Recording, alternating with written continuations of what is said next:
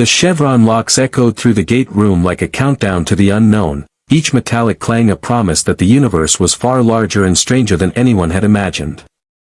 Colonel Jack O'Neill stood at the base of the ramp, P-90 ready, watching the event horizon shimmer into existence with the practiced patience of a man who'd seen too many things come through that ring. Some friendly. Most not. MALP telemetry is stable, sir, Captain Samantha Carter reported from the control room above.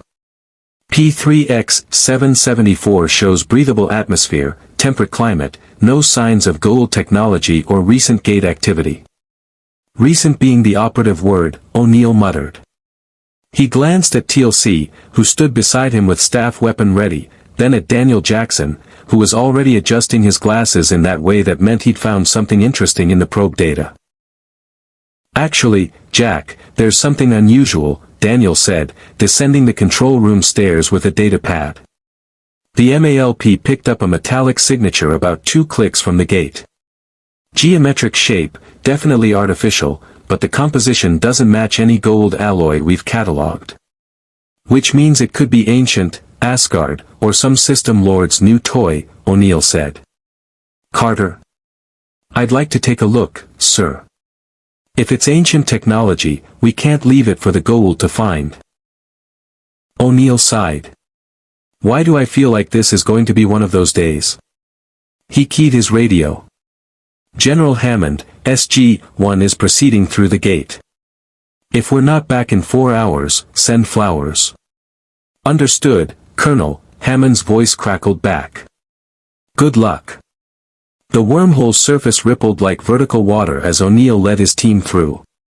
The familiar sensation of gate travel, a cold rush, a moment of infinite compression, gave way to alien sunlight. P3X-774's twin suns hung low on the horizon, casting long shadows across a meadow of violet grass that swayed in a breeze carrying the scent of something like cinnamon. Definitely not Kansas, O'Neill said. Indeed, TLC agreed, scanning the tree line with tactical precision. Carter consulted her handheld scanner. The metallic signature is bearing 045, just beyond that ridge. Whatever it is, it's big, roughly the size of a Teltac cargo ship. They moved in formation, weapons ready, crossing the meadow toward the coordinates. Daniel kept glancing at the sky, muttering something about astronomical improbability of twin star systems supporting life. O'Neill kept his attention on the ridge, where the violet grass gave way to darker vegetation that looked disturbingly like it might conceal Jaffa warriors. But when they crested the ridge, weapons raised, what they found wasn't a Goa'uld ambush. It was a crater. Oh, wow, Daniel breathed. At the center of the impact site, half buried in scorched earth, sat something that looked like it had been torn from a museum and thrown through a blender. The craft, if it could be called that, was sleek white metal scorched black in places, with the unmistakable delta wing profile of Earth aerodynamics. Red and blue markings were barely visible beneath the damage. And stenciled on what might have been a hull plate, in letters that made O'Neill's blood run cold. NASA, Ranger 3. That's impossible, Carter whispered, already moving down the slope with her scanner raised. Jack, that design, those markings, this is human technology. Late 20th century, judging by the configuration. Kids, we're standing on a planet that's not Earth, looking at a NASA spacecraft, O'Neill said slowly. Anyone want to tell me how that's supposed to work? Unknown, TLC said, but his grip on his staff weapon tightened. Daniel was already at the wreckage, brushing away dirt with archaeological care. There's writing here. Ranger 3 Deep Space Probe Mission, launch date May 1987. Jack, this thing has been flying for over a decade. Carter's scanner beeped urgently. Sir, I'm reading a power signature. Faint, but active. There's something inside still running. Life support? O'Neill asked. Possibly. The hull's intact despite the crash. If there was anyone aboard, Carter moved to what looked like a sealed hatch, running her fingers along the seam. This is definitely cryotechnology. Suspended animation chamber. Whoever built this was planning a very long trip. Can we open it? Daniel asked. Should we open it? O'Neill countered. If someone from Earth has been in suspended animation since 1987, Colonel, they deserve to go home, Carter said quietly. She'd already pulled out a multi-tool and was working on the hatch mechanism. The seals are intact. Life support is still active. Whoever's inside might still be alive. The hatch hissed as ancient pneumatics struggled to life. Vapor poured from the widening gap, not smoke, but supercooled air meeting atmosphere.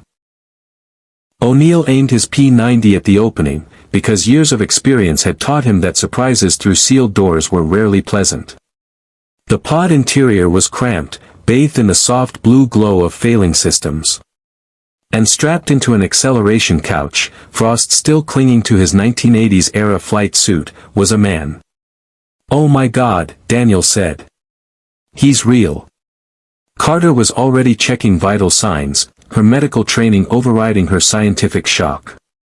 Pulse is there. Weak, but steady. Body temperature is rising, the pod's warming sequence must have activated when we breached the seal. She looked up at O'Neill with something like wonder in her eyes. "Sir, he's alive." The man's eyes snapped open. Blue eyes, sharp and aware despite decades of frozen sleep, focused immediately on the armed stranger surrounding him. His hand moved toward something at his belt, some kind of weapon, but Carter caught his wrist. "Easy," she said gently. "You're safe. We're United States Air Force. You're not in danger." The man blinked, processing. His voice was hoarse from disuse. "Air Force? What happened to NASA?" He struggled to sit up, taking in his surroundings with the rapid assessment of military training. "Where am I? What year is it?" "P3X774, O'Neill said. "Though I'm guessing that doesn't mean much to you.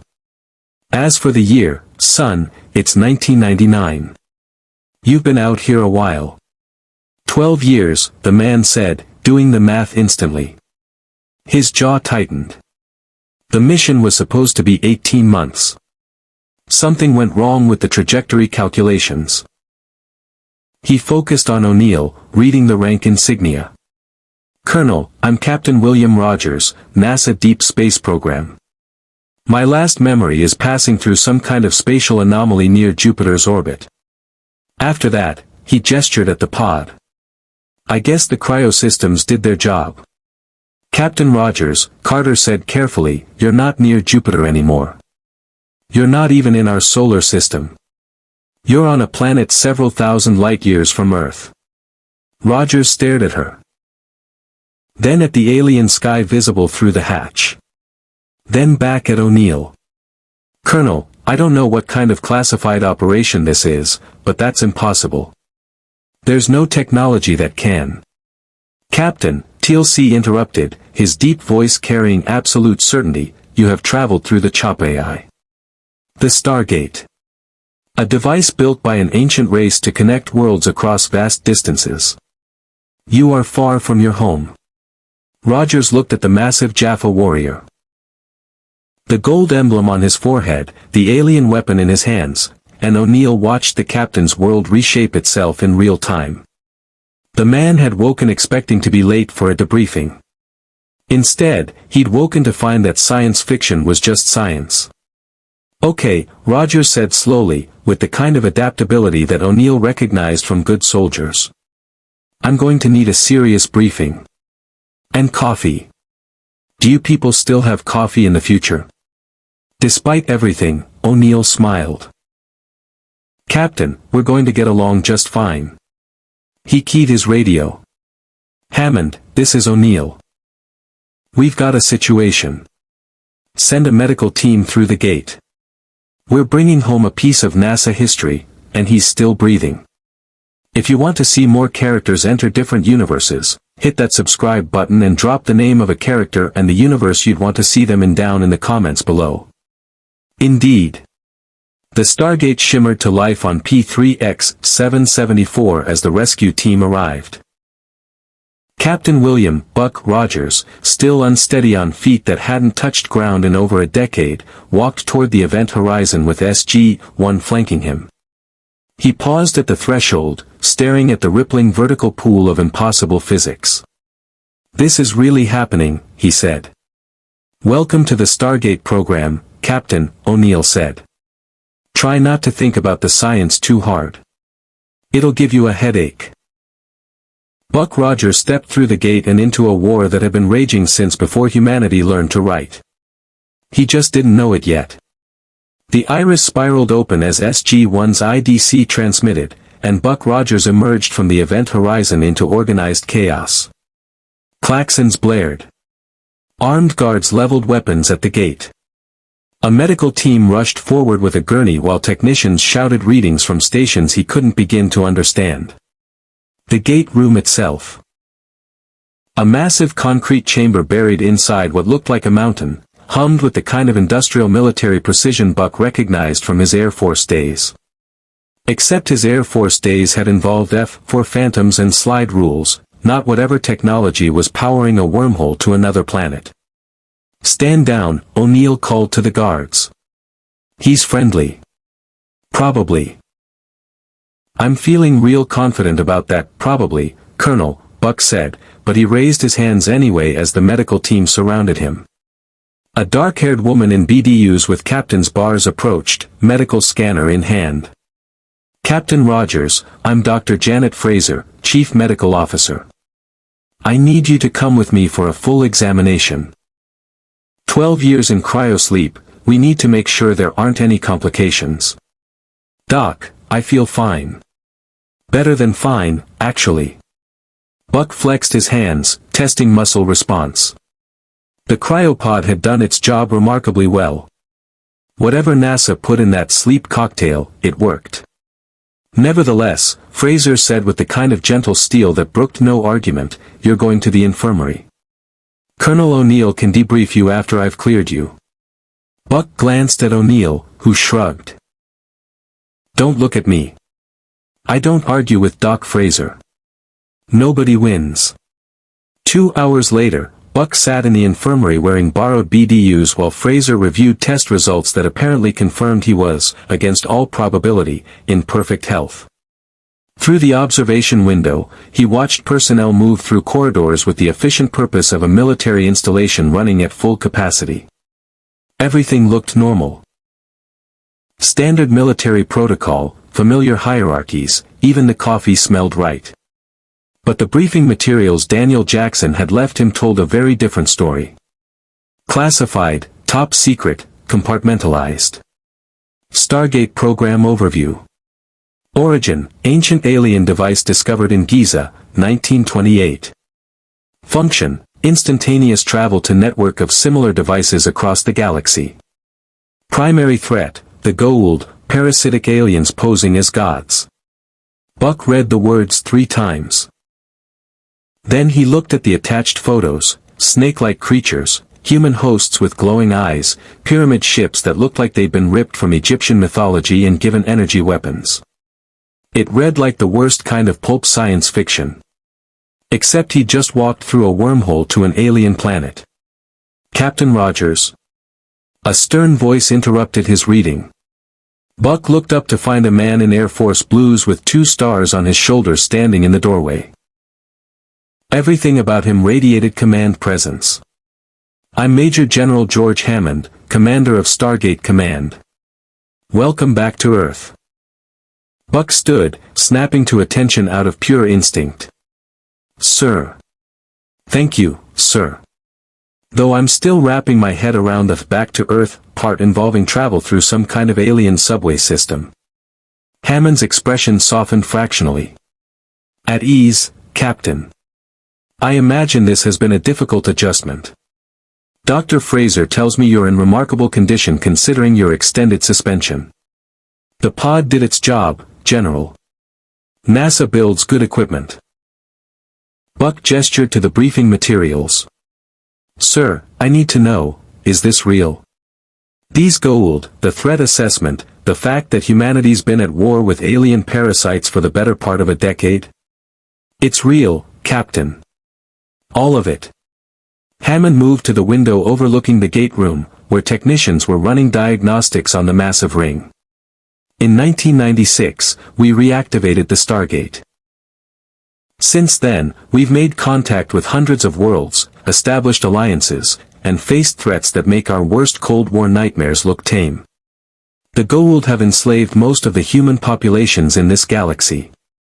They've been doing it for thousands of years. Buck joined him at the window, watching the Stargate's inner ring rotate through calibration sequences. When I launched on Ranger 3, our biggest concern was Soviet satellites. Now you're telling me there's an entire galaxy of humans out there being controlled by snake-headed tyrants who think they're gods. Not think, Captain. They've convinced billions of humans across thousands of worlds that they are gods. R.A., Apophis, Hathor, the Egyptian pantheon wasn't mythology. It was invasion. Hammond turned to face Buck directly. The question is, what do we do with you now? Sir. You're a man out of time, Captain Rogers. Your official records show you listed as missing, presumed dead in 1987. Your family, your old unit, they've moved on. The Air Force you knew doesn't exist anymore. The world has changed. Hammond's expression was sympathetic but firm. You have options. We can relocate you, provide support for civilian reintegration, set you up with a new identity if needed. Or. Buck asked, though he suspected he knew where this was going. Or you can stay here. Stargate Command is always looking for capable personnel, especially those with military flight experience. Colonel O'Neill seems to think you've got the right temperament for this kind of work. High praise, considering he only met me a few hours ago. Jack has good instincts about people, Hammond said. And frankly, Captain, your skill set may be exactly what we need right now. A knock at the door interrupted them. Carter entered, carrying a tablet and wearing the expression of someone who just solved an interesting puzzle. General, Captain, I've finished analyzing the Ranger 3's systems. Sir, this is remarkable. The cryotechnology alone is decades ahead of anything NASA had in the 1980s. The navigation systems, the power source. Whoever designed this probe had access to theories that weren't even publicly discussed until the mid-90s. Meaning what, Major? Hammond asked. Meaning Captain Rogers' mission wasn't just a deep space probe, sir. Someone was testing technology that shouldn't have existed yet. Carter looked at Buck with curiosity. Captain, do you remember anything unusual about your mission briefing? Any special modifications to Ranger 3 that seemed experimental? Buck thought back to the hangar, the engineers who'd been oddly secretive about certain systems, the propulsion specialist who'd mentioned something about theoretical applications. There were rumors, he said slowly. Some of us joked that NASA was building a faster-than-light drive in secret. But that was impossible. The physics don't work. They don't work with conventional understanding, Carter agreed. But if someone had access to certain theoretical frameworks, or had studied recovered alien technology, she trailed off, glancing at Hammond. Major, are you suggesting someone at NASA was experimenting with gate-related technology in 1987? Hammond's tone had shifted to something harder. I'm suggesting that Ranger 3 didn't encounter a random spatial anomaly, sir. I think it was designed to find one. The navigational data I pulled from the probe's memory banks shows deliberate course corrections toward an area of space with unusual gravimetric readings consistent with an artificial wormhole. Buck felt the ground shift beneath him again. You're saying my mission was a setup? That someone sent me looking for alien technology? Not necessarily alien, Carter said carefully. But someone clearly believed there was something out there worth finding. The question is, who knew about it, and why send a manned probe instead of remote sensors? Because whoever they were, they wanted a human response, Buck said, the pieces clicking into place. They wanted someone who could make decisions, adapt to situations. Someone expendable enough that if the mission failed, it could be written off as an accident. The bitterness in his voice surprised him. I was a test pilot. We volunteer for the risky stuff. Comes with the territory. Captain, Hammond said, his tone gentler now, whatever the circumstances of your original mission, you're here now. And you have information, experience, that could be valuable to our program. The question remains, what do you want to do? Buck looked through the window at the Stargate, then at the corridor where SG-1 was visible in the distance, O'Neill arguing with someone about mission parameters, Carter explaining something with animated hand gestures, Daniel buried in a stack of translations, TLC standing watch with that absolute calm Buck recognized in warriors who'd seen everything. They were a team. A good one. And Buck had been alone in the dark for 12 years. General, he said, you mentioned Colonel O'Neill thinks I've got the right temperament for this. What exactly does this entail? Hammond almost smiled. Major Carter, why don't you show Captain Rogers what we've been working on in Hangar 5? 15 minutes later, Buck stood in a massive underground hangar staring at something that made his pilot's heart race. The craft was sleek, deadly, and obviously not human in origin. Triangular wings, enclosed cockpit, what looked like energy weapons mounted beneath the fuselage. Scorch marks along the hull suggested it had seen combat. Ground crew swarmed over it, running diagnostics and making repairs.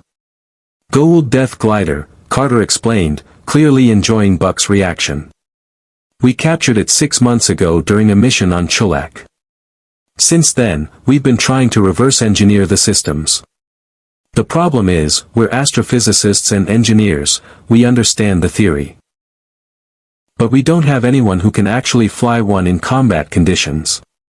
You want me to fly an alien fighter, Buck said, still staring at the craft.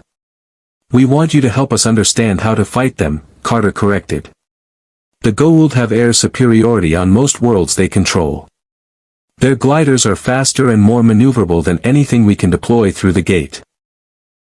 If Earth is going to defend itself, we need pilots who can think tactically in three-dimensional combat against superior technology.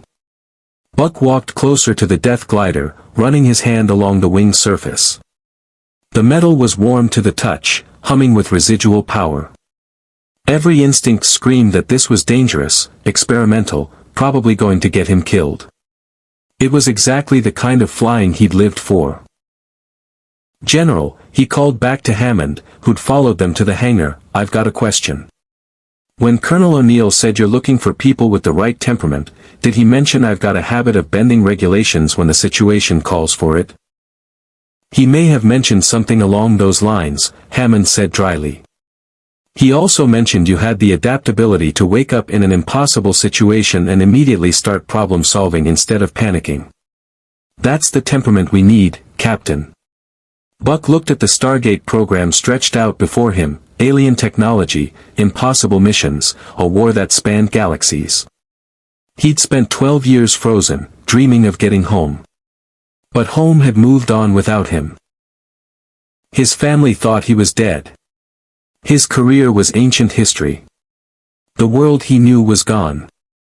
But here, in this mountain, fighting parasitic aliens with a team of competent professionals who treated wormhole travel like a commute? Here, he could still fly. Still fight. Still matter. All right, General, Buck said, turning back to Hammond with a grin that felt like the first genuine smile he'd worn since waking up. Let's see if I can teach your alien fighter some manners. But I'm going to need coffee. Lots of coffee. Hammond extended his hand. Welcome to Stargate Command, Captain Rogers. Buck shook it firmly.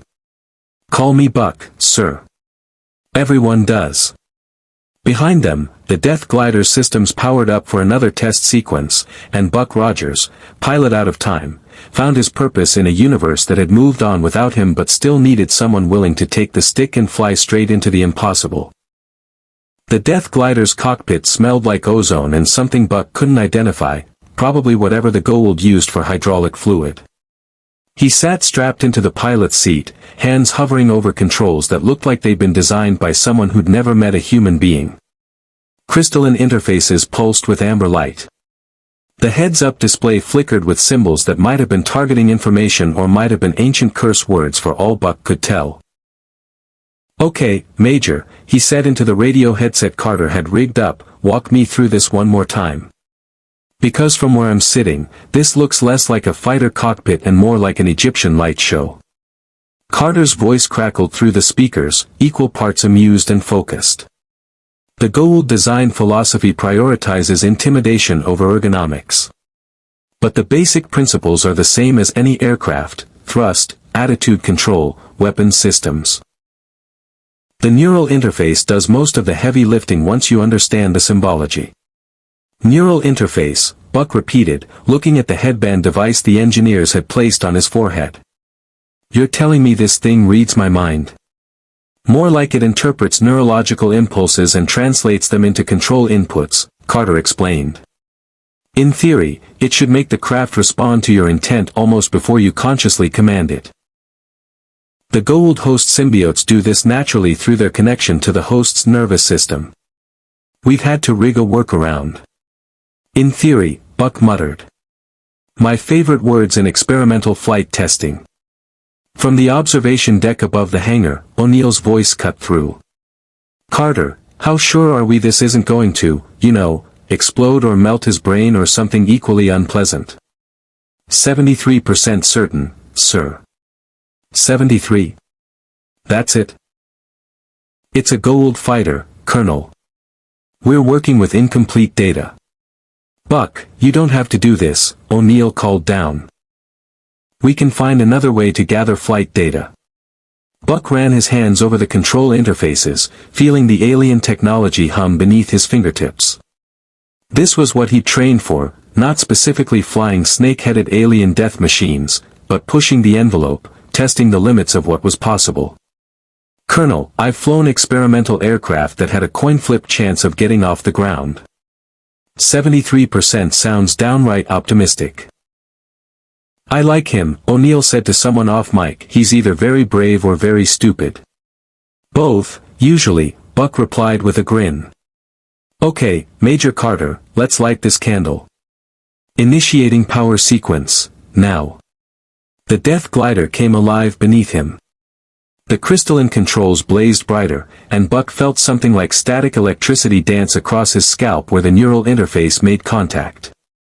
For a moment, the sensation was overwhelming. Data streaming directly into his perception, the craft's systems becoming extensions of his own awareness. He could feel the engine's power curve, sense the weapons array primed and ready, intuit the structural integrity of every weld and rivet. "Holy," Buck breathed. "Carter, I'm reading you loud and clear. This is incredible. I can feel the entire ship." "Vitals are stable," Dr. Fraser reported from the medical station. "Neural activity elevated but within acceptable parameters." "Captain, how do you feel?" "Like I just plugged into the Matrix," Buck said, then realized nobody in 1999 would get the reference to a movie that hadn't come out yet. "I mean, I feel good. Really good. This interface is responsive. I'm going to try basic maneuvering."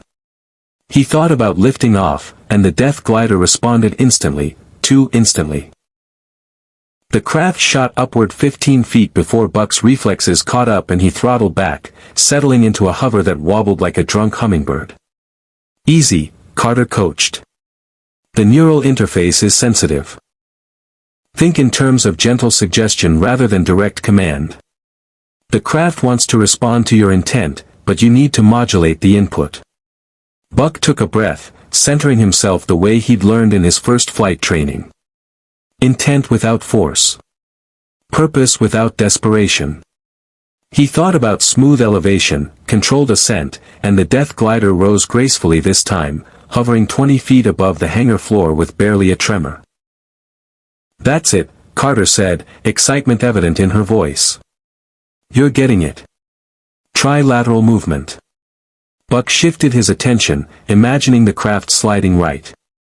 The Death Glider responded, gliding across the hangar with increasing precision as Buck's mind and the neural interface found their rhythm. Left, right, forward, back, each movement became smoother, more natural. It wasn't like flying a conventional aircraft at all. It was like being the aircraft. Incredible, Daniel's voice joined the channel. Buck, you're adapting to alien technology in minutes. Do you have any idea how long it usually takes people to interface with Goa'uld systems? Longer than minutes. Buck ventured, executing a slow rotation that brought him face to face with the observation deck where SG-1 watched. Try weeks, Daniel said. Or never. Most people can't make the neural connection at all.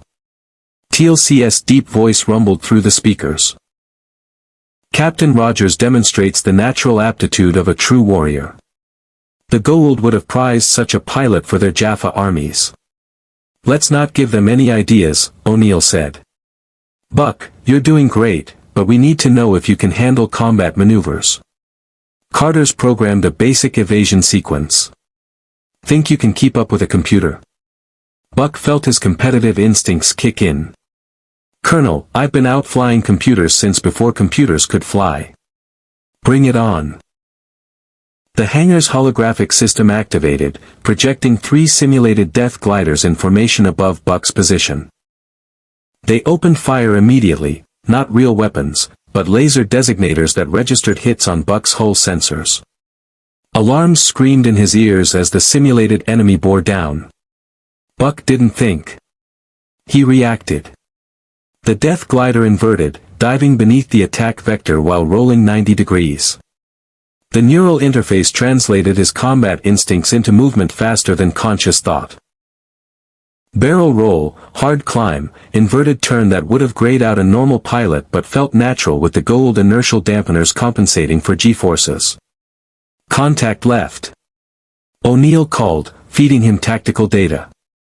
Buck snap turned, bringing his weapons to bear on the simulated glider. The targeting system locked instantly, responding to his intent. Fox 2, he called, using old fighter jock terminology as he triggered the simulation weapon.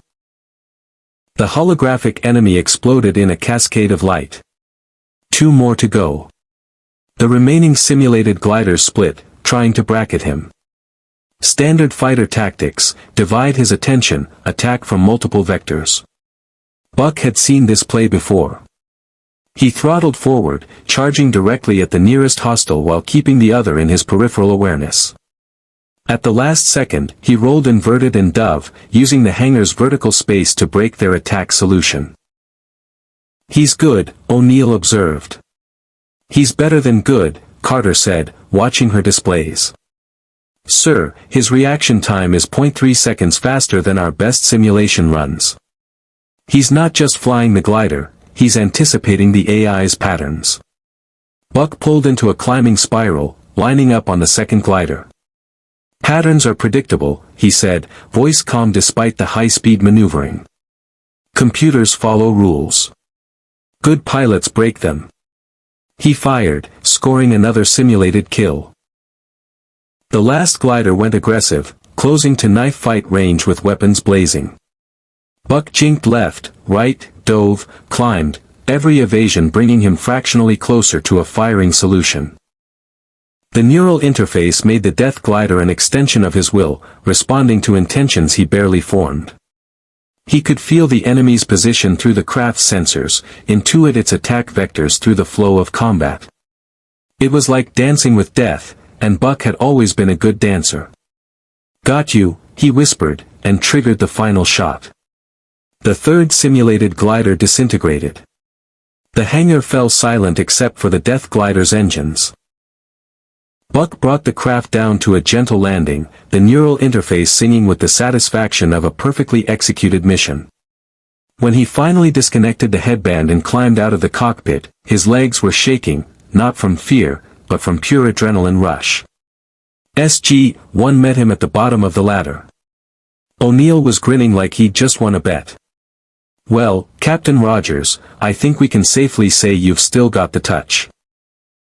That was extraordinary, Carter said, already pulling data from her tablet.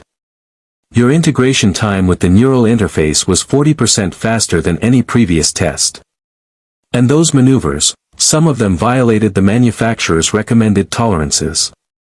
Goa'uld manufacturers underestimate what their tech can handle, Buck said, accepting a water bottle from Daniel. That glider's got more in her than the safety specs suggest. I could feel it through the interface.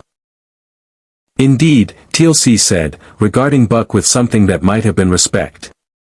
You fly with the instinct of Jaffa who have trained since childhood. This is a rare gift. Hammond descended from the observation deck, and Buck straightened to attention despite the exhaustion creeping into his muscles. The general's expression was unreadable, which Buck had learned usually meant something significant was about to happen. Captain Rogers, Hammond said formally, what you've just demonstrated changes things.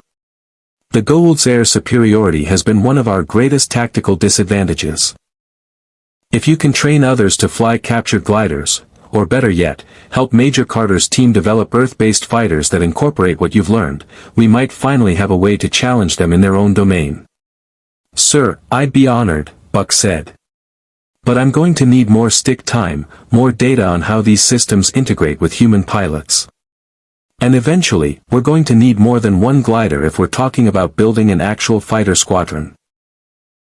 Already working on it, O'Neill said. We've got 2 more captured gliders in storage, and Carter's been pestering me about an experimental fighter program. Something about reverse engineering the good parts and leaving out the snake god aesthetic. Carter nodded enthusiastically. The X-301 project.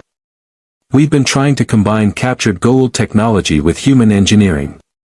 But without a pilot who truly understands both conventional flight dynamics and alien systems. She looked at Buck with barely contained excitement. You could be the missing piece. Buck felt the weight of their expectations, but also the thrill of purpose. This wasn't just flying anymore. This was building something new, creating Earth's first real defense against an enemy that had ruled the skies for millennia. When do we start? How about now? Hammond said. Welcome to the X-301 project, Captain Rogers. You're officially assigned to Area 51's Advanced Weapons Research Division, with temporary duty station here at Stargate Command. Major Carter will be your primary technical liaison. Colonel O'Neill will oversee tactical integration. And I'll make sure you don't kill yourself doing something stupidly heroic, O'Neill added. It's kind of my specialty. Buck laughed, genuine and free. For the first time since waking up in that cryopod, the future felt less like displacement and more like possibility. Colonel, I'm a test pilot. Stupidly heroic is in the job description. Oh, we're definitely going to get along, O'Neill said.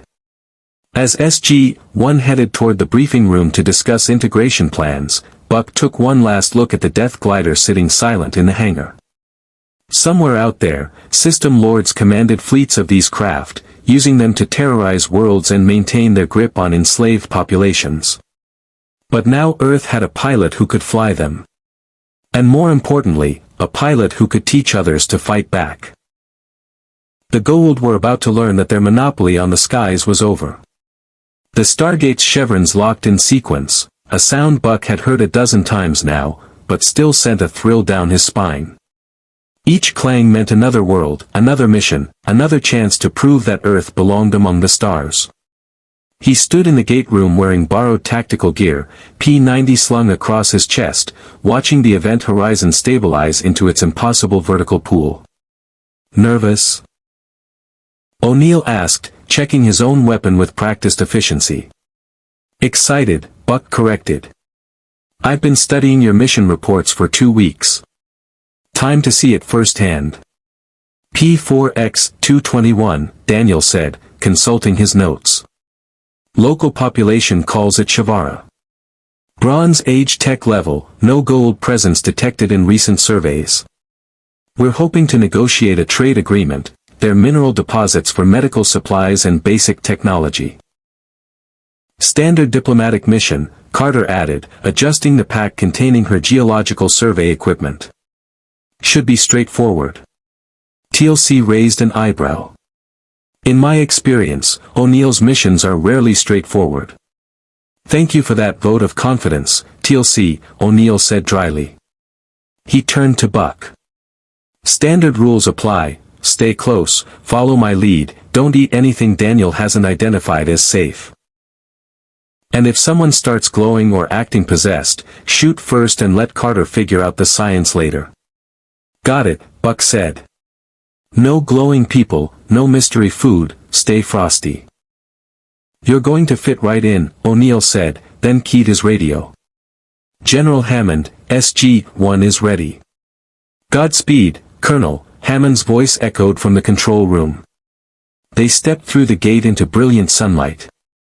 Buck's second trip through a wormhole was no less disorienting than the first, that moment of infinite compression, the sense of being unmade and remade across impossible distances.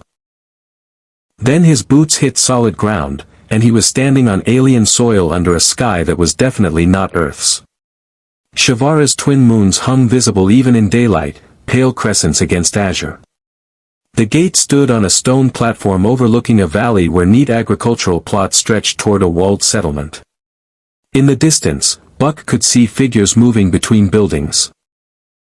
Humanoid, wearing simple robes, going about daily life with no idea that visitors from another world had just arrived. MALP readings were accurate, Carter confirmed, checking her instruments. Air quality good, no technology signatures beyond basic metallurgy. Population center is about 2 clicks northeast. Then let's go introduce ourselves, O'Neill said. Remember, we're friendly explorers seeking peaceful trade. Everybody smile and look non-threatening. They hiked down the hill toward Shavara's main settlement, Buck taking in every detail with the observational skills that had made him a good pilot. The architecture was simple but sophisticated, stone construction with wooden reinforcements, evidence of irrigation systems, smoke rising from what looked like smithing forges. These people were organized, industrious. The settlement's gates stood open. Guards in leather armor watched their approach with weapons ready but not raised. Spears and short swords that wouldn't do much against P90s, but spoke to a society that knew conflict. Greetings. Daniel called in what Buck recognized as ancient, the trade language the Goa'uld had spread across the galaxy. We come in peace from a distant world. We seek to speak with your leaders. One of the guards stepped forward, a woman with graying hair and the bearing of a career soldier. Travelers through the Choppa AI are welcome in Shavara, if they come with open hands. Her gaze swept over their weapons. Though you carry the tools of war. Tools for protection only, Daniel assured her. We've encountered unfriendly travelers.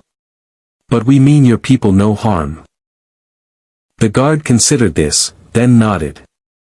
I am Captain Valen of the City Watch. Our council will wish to hear your words. Come. They followed Valen through streets that reminded Buck of ancient Mediterranean cities, narrow passages between stone buildings, market stalls selling produce and crafts, children playing games that looked universal across cultures.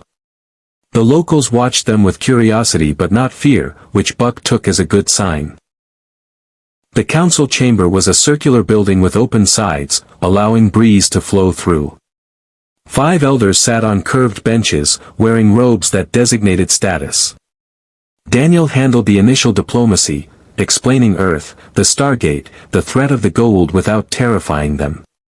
Buck watched the elders' faces, reading reactions the way he'd learned to read enemy pilots' intentions through their flight patterns. They were interested. Cautious. And hiding something. Your offer of medical knowledge is generous, the eldest counselor said, a man named Theron whose silver beard reached his chest.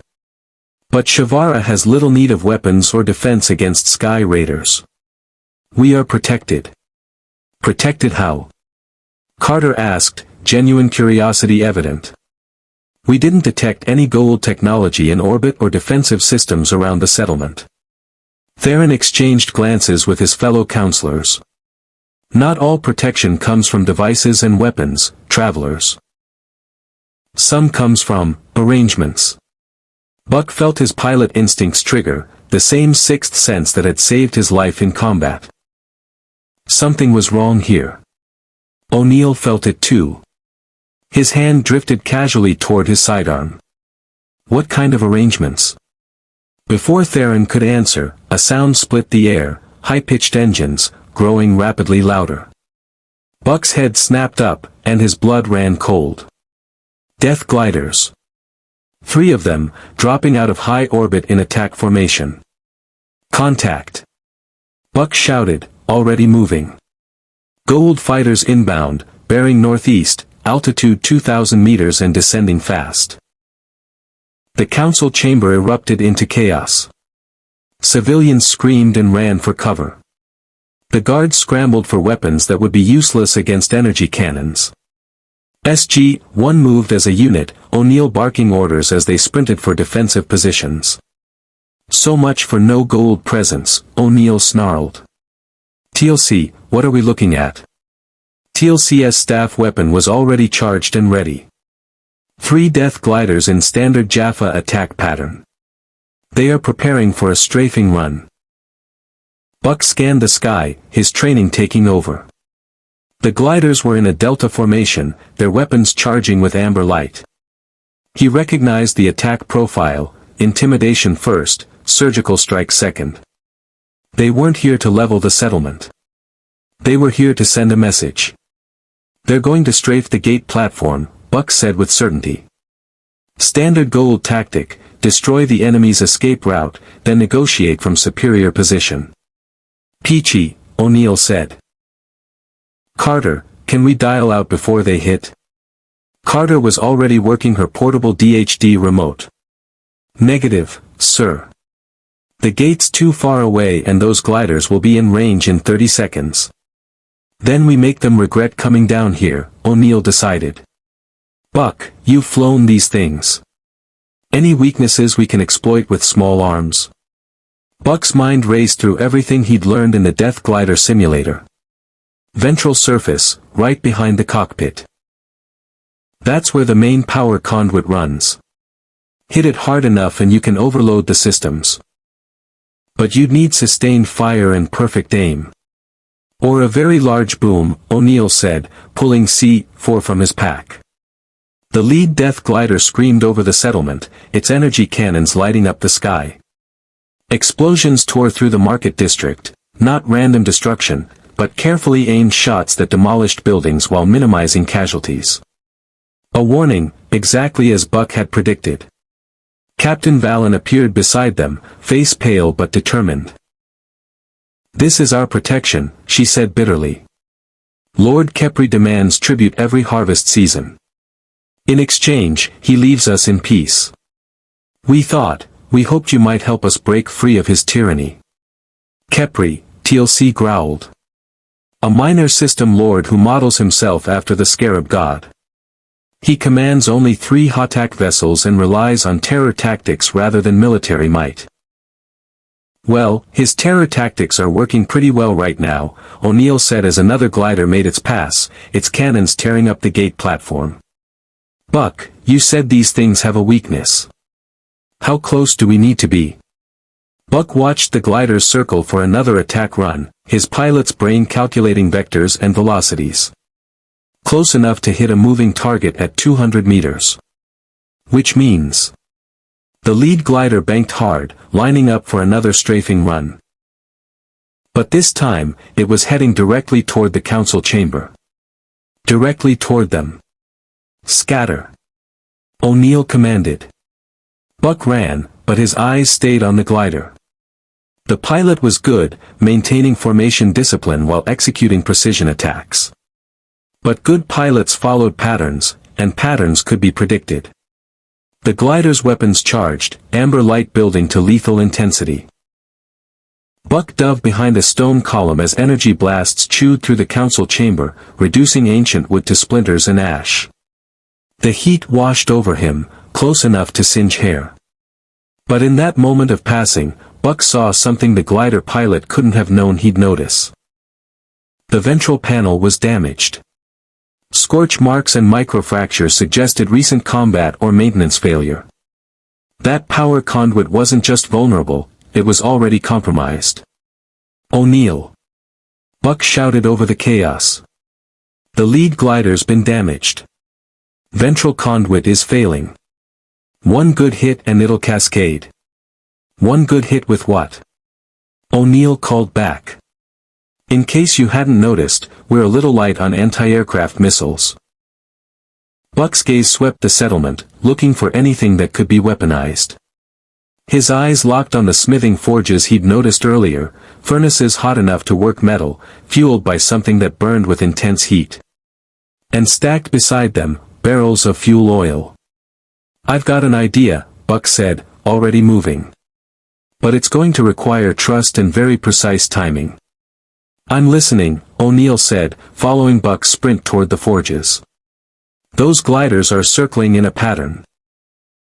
Northeast approach, south exit, climbing turn to loop back. It's textbook air superiority doctrine. Predictable. Predictable is good. What do you need?" Buck grabbed 2 barrels of oil, his muscles screaming at the weight.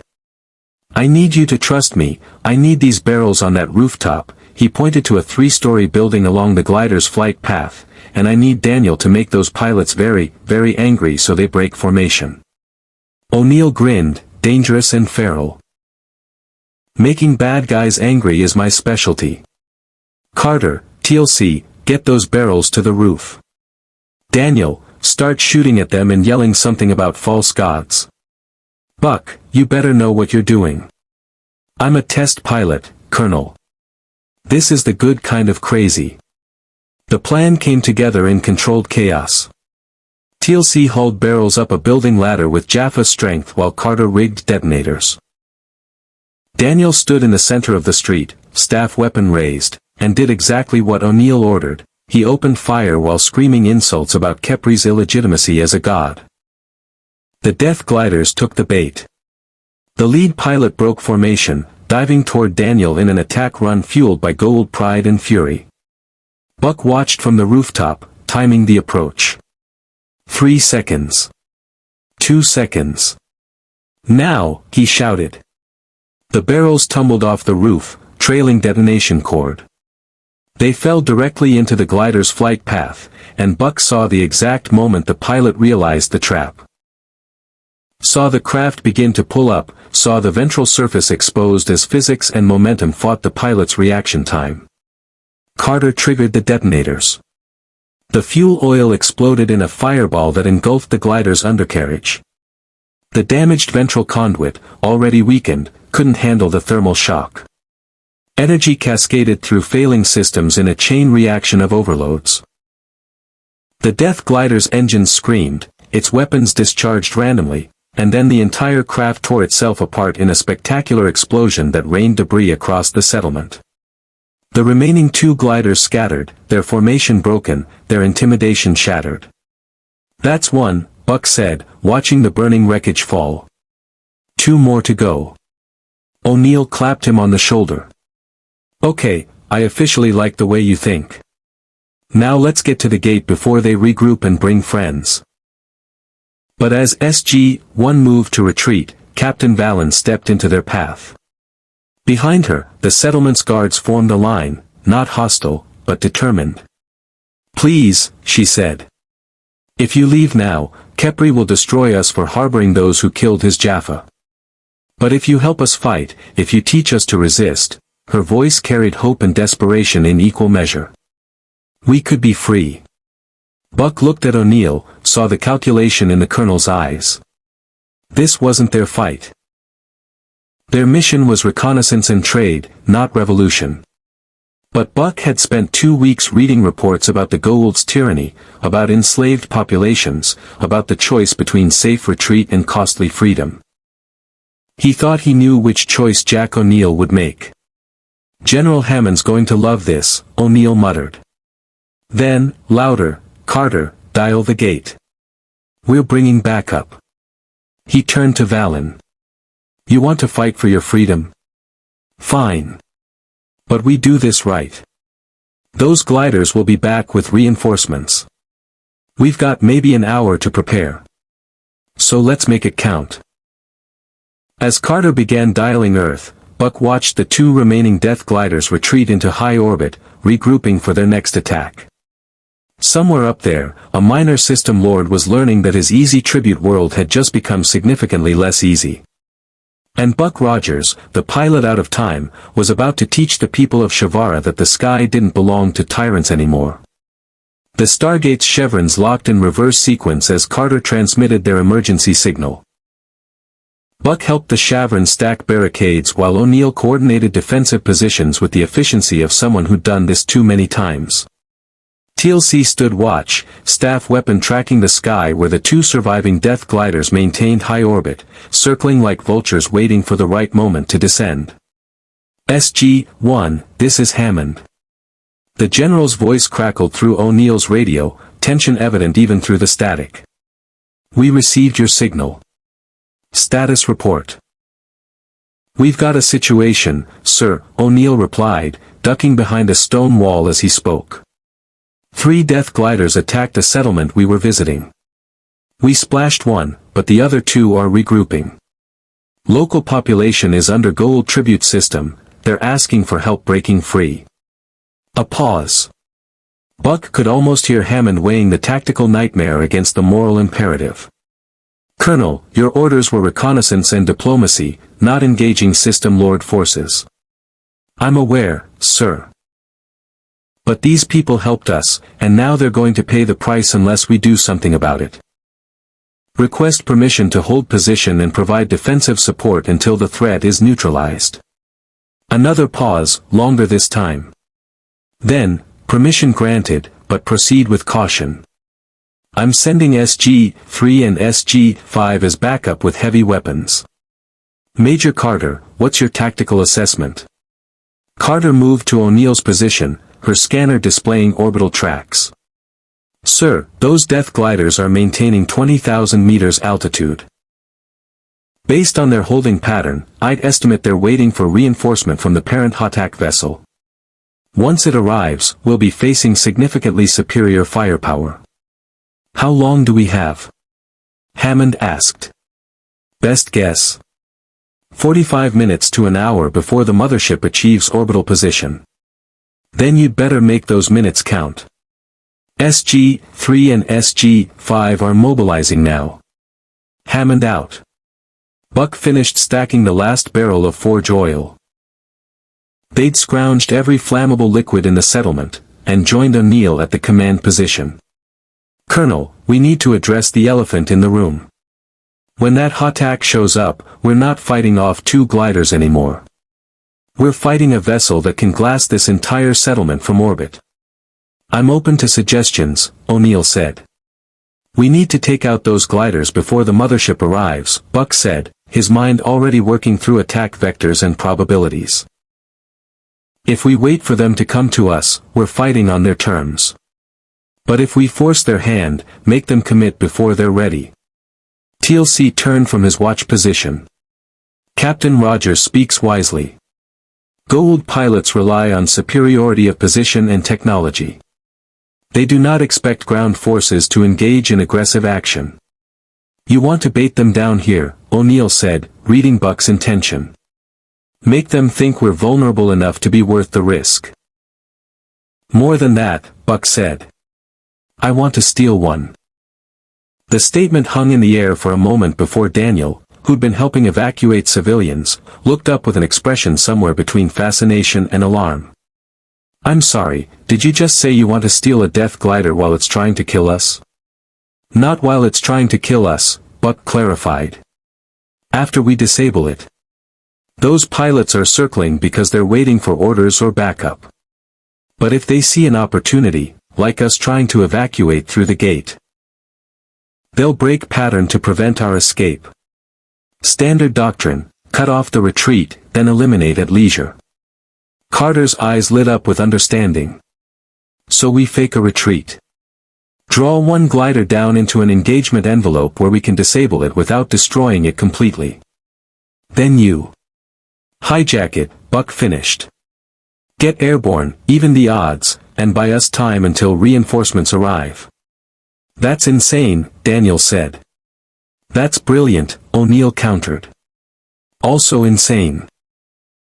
But mostly brilliant. He looked at Buck with renewed appraisal. You really think you can fly a combat-damaged enemy fighter in the middle of an active engagement? Colonel, I've been flying the glider in simulation for 2 weeks. I know those systems better than whoever's up there. And right now, we need air support or this settlement gets turned into a crater. The wormhole bloomed behind them as SG-3 and SG-5 arrived. 12 additional soldiers carrying at 4 anti-tank weapons, heavy machine guns, and enough ammunition to make the Shavron's eyes widen in a mixture of awe and terror. Major Coburn of SG-3, a stocky career soldier with a face like weathered granite, surveyed the situation with professional calm. Colonel O'Neill, he said, I understand we're about to pick a fight with a system lord. Just a minor one, O'Neill replied. Captain Rogers has a plan that's either going to save the day or get us all killed in spectacular fashion. Probably 50-50 odds. I'll take those odds, Coburn said. What do you need? 20 minutes later, the trap was set. SG teams positioned themselves in concealed firing positions around the settlement's northern quarter, the sector with the best sight lines to the gate platform. At 4 gunners bracketed likely approach vectors, ready to disable rather than destroy. The Shavrons, understanding they were about to witness either liberation or annihilation, had evacuated to underground shelters. And in the center of the kill zone, Buck stood beside a makeshift, wounded figure, actually bundles of cloth arranged to look like a fallen soldier. The bait. This is a terrible plan, he said into his radio. All the best plans are, O'Neill replied from his concealment. Just remember, we need that glider intact enough to fly. So try not to get vaporized before we can shoot it down gently. Gently. Right. Buck adjusted his P90, made sure his sidearm was secure, and took a deep breath. Okay, Carter, start the show. Carter triggered a prepositioned smoke grenade near the gate, creating the visual chaos of a hasty evacuation attempt. She and Daniel ran toward the Stargate, movements deliberately panicked, creating the impression of a team in disarray trying to escape. High above, the Death Gliders' holding pattern shifted. Contact, TLC reported calmly. Lead glider is breaking orbit. Descending at attack speed. Buck watched the sky, tracking the contrail as the glider dove toward the settlement. Every instinct screamed at him to find cover, but he held position, the wounded soldier's companion, vulnerable, desperate, perfect prey. The Death Glider screamed overhead at 2,000 meters, its sensors no doubt reading exactly what Buck wanted them to read: scattered defenders, attempted retreat, opportunity for glory. The pilot banked hard, lining up for a strafing run that would cut off the gate access. Steady, O'Neill murmured over the radio. Let him commit. The glider dropped to 1,000 meters, weapons charging. Buck could see the cockpit now, see the Jaffa pilot's gold tattoo gleaming in the sunlight. The amber glow of energy cannons built to firing intensity. Now! O'Neill commanded. At 4 launchers fired simultaneously from 3 positions, not at the glider's cockpit or engines, but at the wing surfaces and stabilizers. The rockets streaked upward on trails of smoke, their shaped charges designed to cripple, not kill. 2 missed, throwing up geysers of earth. But the third struck the glider's port wing root in a shower of sparks and shrapnel. The Death Glider lurched sideways, its flight computer struggling to compensate for sudden asymmetric thrust. The pilot fought for control, pulling up and away from the attack, but the damage was done. Warning lights would be screaming in that cockpit, systems failing, the craft's sophisticated elegance reduced to barely controlled flight. He's breaking off. Carter called. Not far enough, Buck said, watching the glider's trajectory.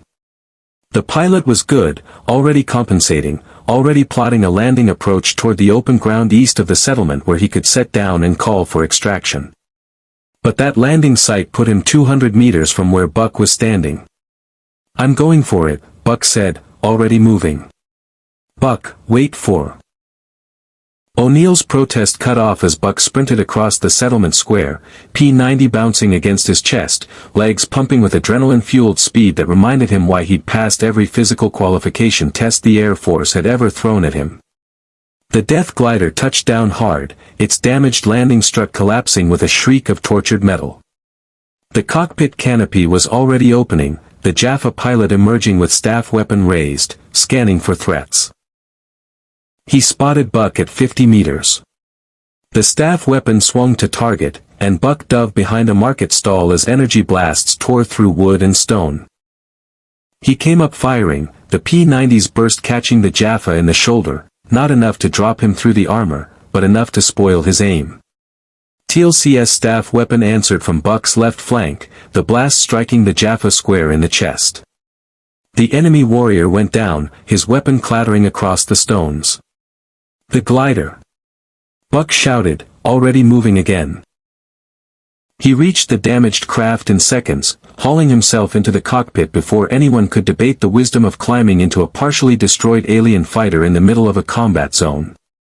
The neural interface activated the moment he settled into the pilot's seat, and Buck's mind filled with damage reports and system failures. Port stabilizer offline. Weapons array at 60% capacity. Main power conduit showing fluctuations. But the engines were intact. And intact engines meant flight. Carter. Buck called over the radio. I need a fast start sequence for a damaged glider. This thing's complaining in 3 different languages I don't understand. Give me your diagnostics, Carter replied, all business. Buck rattled off the symbols he could see, and Carter translated with remarkable speed. Okay, bypass the port stabilizer control, route auxiliary power to the flight computer, and manually override the safety protocols on the main thrust system. Manually override. Got it. Buck's hands moved across the crystalline controls, the neural interface making the process intuitive even as alarms shrieked warnings. Firing up now.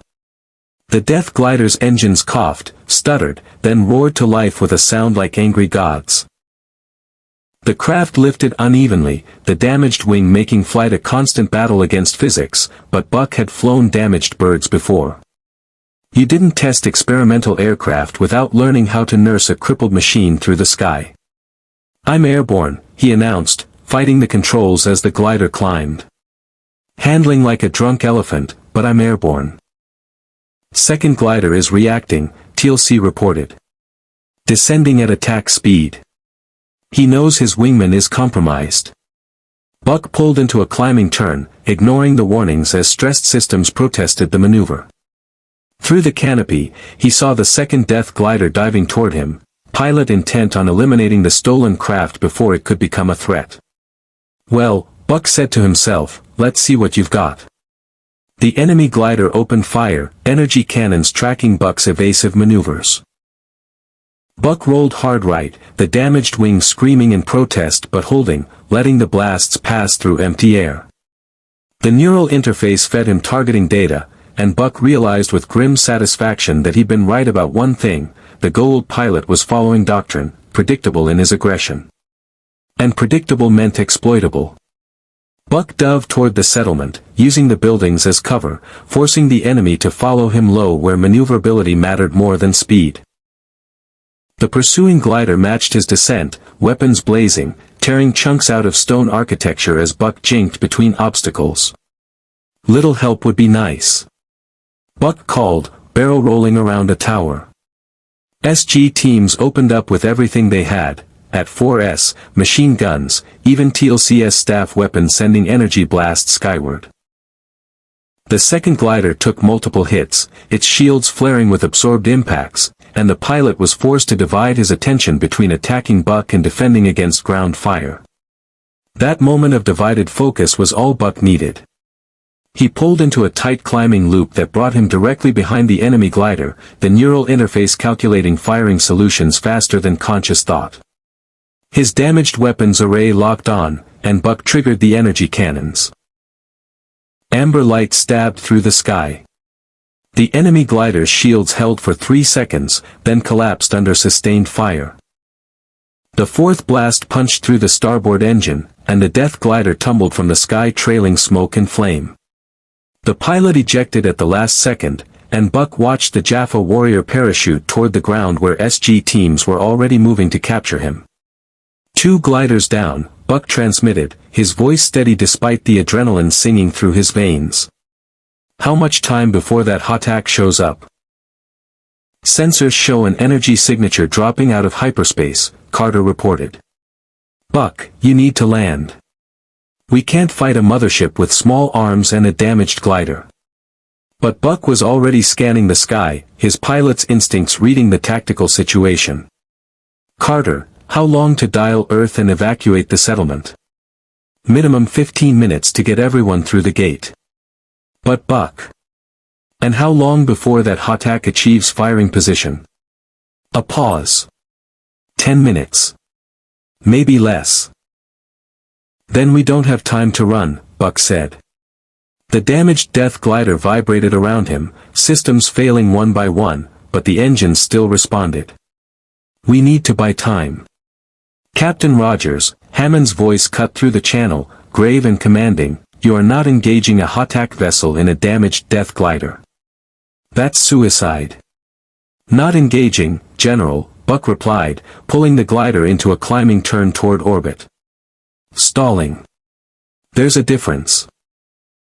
Through the canopy, he could see it now, a golden pyramid descending through the atmosphere like a falling temple, bristling with weapons, radiating the kind of overwhelming power that had made the Goa'uld masters of the galaxy for millennia. Lord Kepri's mothership had arrived. And Buck Rogers, the pilot who'd been lost in space for 12 years, was about to fly directly into its path. The Hatak mothership hung against Shavara's sky like a golden monument to tyranny, 300 meters of pyramid-shaped death wrapped in shields that could shrug off nuclear weapons. Buck's damaged Death Glider rattled as he climbed toward it, every system screaming warnings that he was piloting a craft held together by stubbornness and rapidly failing ancient technology. Buck, this is insane even by our standards, O'Neill's voice crackled through the radio. Get back down here before that thing swats you out of the sky. Can't do that, Colonel, Buck replied, adjusting his approach vector to put him on an intercept course with the Hatak's descent path. You need 15 minutes to evacuate the settlement. I'm going to get you 20. By doing what, exactly? Carter demanded. That vessel has weapons capable of glassing a continent. Your glider's weapons can barely scratch its shields. I'm not planning to scratch it, Major. Buck's fingers danced across the crystalline controls, the neural interface translating his intent into flight commands faster than muscle memory. I'm planning to annoy it. The Hatak's weapons ports began to glow with charging energy, staff cannons designed to reduce cities to rubble. Buck could see the targeting solutions forming, calculating firing trajectories that would avoid hitting the mothership's own descending bulk while eliminating the settlement below.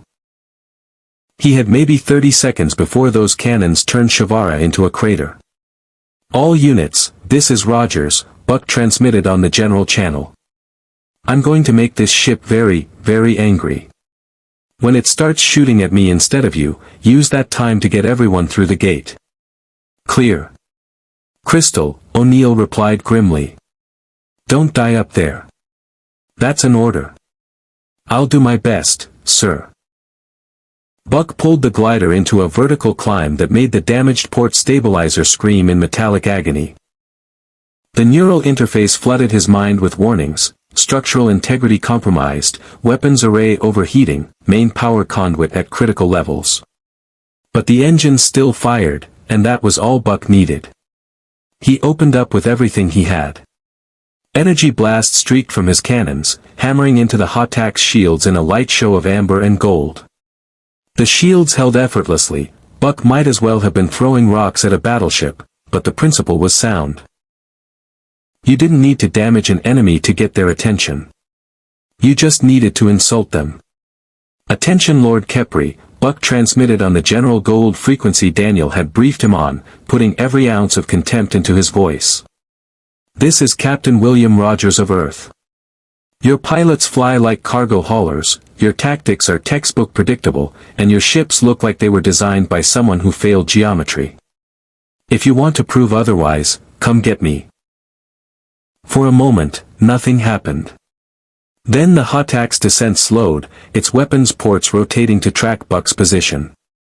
Over the radio, Buck heard Daniel's horrified voice. "Buck, did you just taunt a Goa'uld system lord?"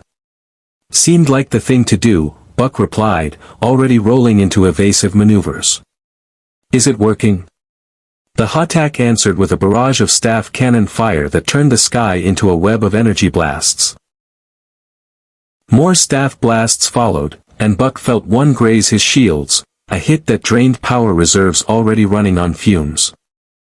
"Okay, Kepri," Buck muttered, "you want to dance? Let's dance." He'd studied the Hatak schematics during his crash course in Stargate command operations. The pyramid design was intimidating but had tactical weaknesses, blind spots in the weapons coverage, areas where the bulk of the ship itself blocked firing solutions. Buck aimed for those gaps, flying patterns that kept him in the mothership's shadow, using its own mass as cover. It was like flying through a canyon made of gold and death, and Buck had never felt more alive. "Captain Rogers." A new voice echoed through the comm system, deep, resonant, carrying the artificial authority of a Goa'uld symbiote. "You dare challenge Lord Kepri in his own domain? You will die screaming for this insolence." Big words from someone hiding inside a flying pyramid, Buck shot back, rolling to avoid another barrage. "If you're such a god, come out and fight me yourself instead of letting your ship do the work." Through the glider's sensors, Buck watched the Hatak's tactical response shift. The mothership was repositioning, not to fire at the settlement anymore, but to corner him, to eliminate this irritating insect that dared challenge divine authority. "Perfect. SG-1, status." Buck called, jinking hard left as energy blasts bracketed his position. 70% evacuated, O'Neill reported. "But Buck, that ship's moving into position to cut off your escape route. You need to break off." "Negative. I can keep him dancing a little longer." Buck pulled into a loop that brought him face to face with the Hatak's main weapons array. For a heart-stopping moment, he stared directly at enough firepower to atomize a moon. Then he fired every weapon his glider had left, emptying the capacitors in a sustained burst that splashed harmlessly against the mothership's shields. But looked spectacular doing it. The Hatak responded with overwhelming force. Staff cannons erupted in a coordinated barrage designed to saturate Buck's escape vectors, leaving no room for evasion. Buck dove toward the planet's surface, the glider screaming as it exceeded structural tolerances, alarms blaring warnings that catastrophic failure was imminent. Power conduit failure, the neural interface informed him in sensations that translated to pure dread. Main engines compromising. Recommend immediate. The port engine exploded. Buck fought the controls as the glider tumbled, aerodynamics destroyed, systems cascading into failure. Through the spinning chaos, he caught glimpses of the settlement below, the Stargate's event horizon shimmering as the last evacuees jumped through. And the Hatak, repositioning for a killing shot. Ejection system. Buck shouted, slapping the emergency release. The canopy blew away and the pilot's seat rocketed clear just as the glider disintegrated under Hatak cannon fire.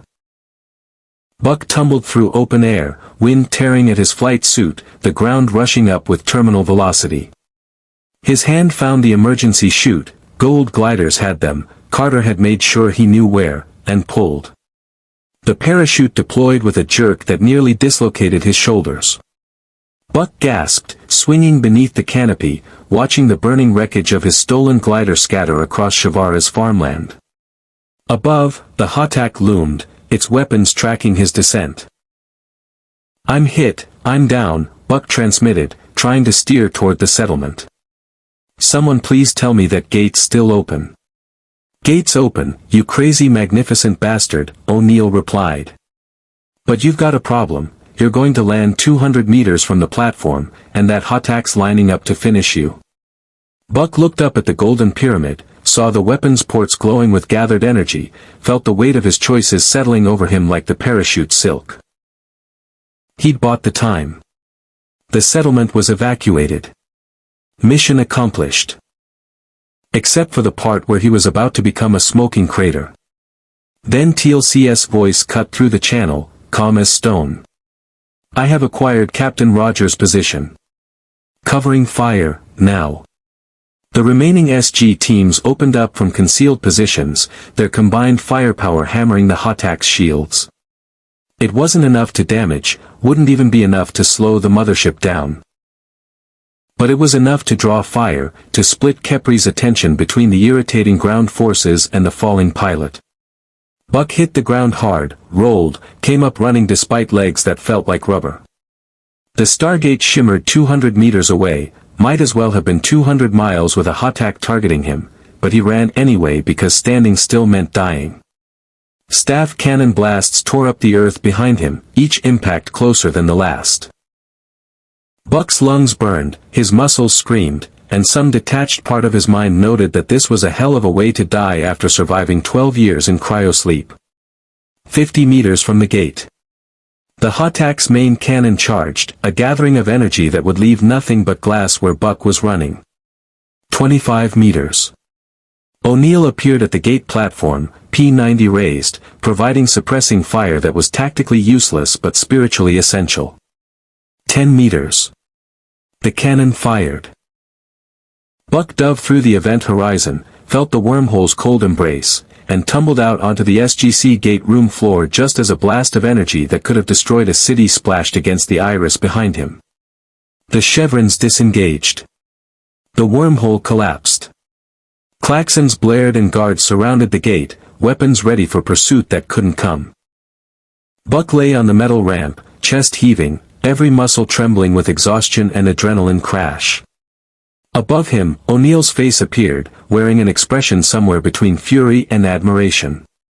That, O'Neill said carefully, was simultaneously the bravest and stupidest thing I've ever seen. And I've seen Daniel get himself ascended. Did everyone make it? Buck gasped. Every single Chevron is safely relocated to a planet the Takare recommended, Carter reported, kneeling beside him with a medical scanner. You bought us exactly the time we needed. Though your vitals suggest you also aged about 5 years in the process. Worth it, Buck said, accepting TLC's hand to pull himself upright. His legs were still shaking, but he managed to stand. Did we at least learn anything useful? We learned that you can fly anything with wings and half an engine, Daniel said, appearing with a tablet full of notes. Also that you have a death wish. Possibly both. Hammond descended from the control room, his expression stern but his eyes showing something that might have been pride. Captain Rogers, I'm going to need a very detailed report about why you decided to engage a Hotak mothership in single combat using a damaged stolen enemy fighter. Yes, sir, Buck said, snapping to attention despite the exhaustion. In my defense, it seemed like a good idea at the time. It was a good idea, O'Neill interjected. Crazy, suicidal, completely against any sane tactical doctrine, but it worked. Those people are free because Buck decided to be stupidly heroic. The settlement of Shavara owes Earth a great debt, TLC added. Captain Rogers has struck a blow against Kepri's tyranny that will echo through the Jaffa Rebellion.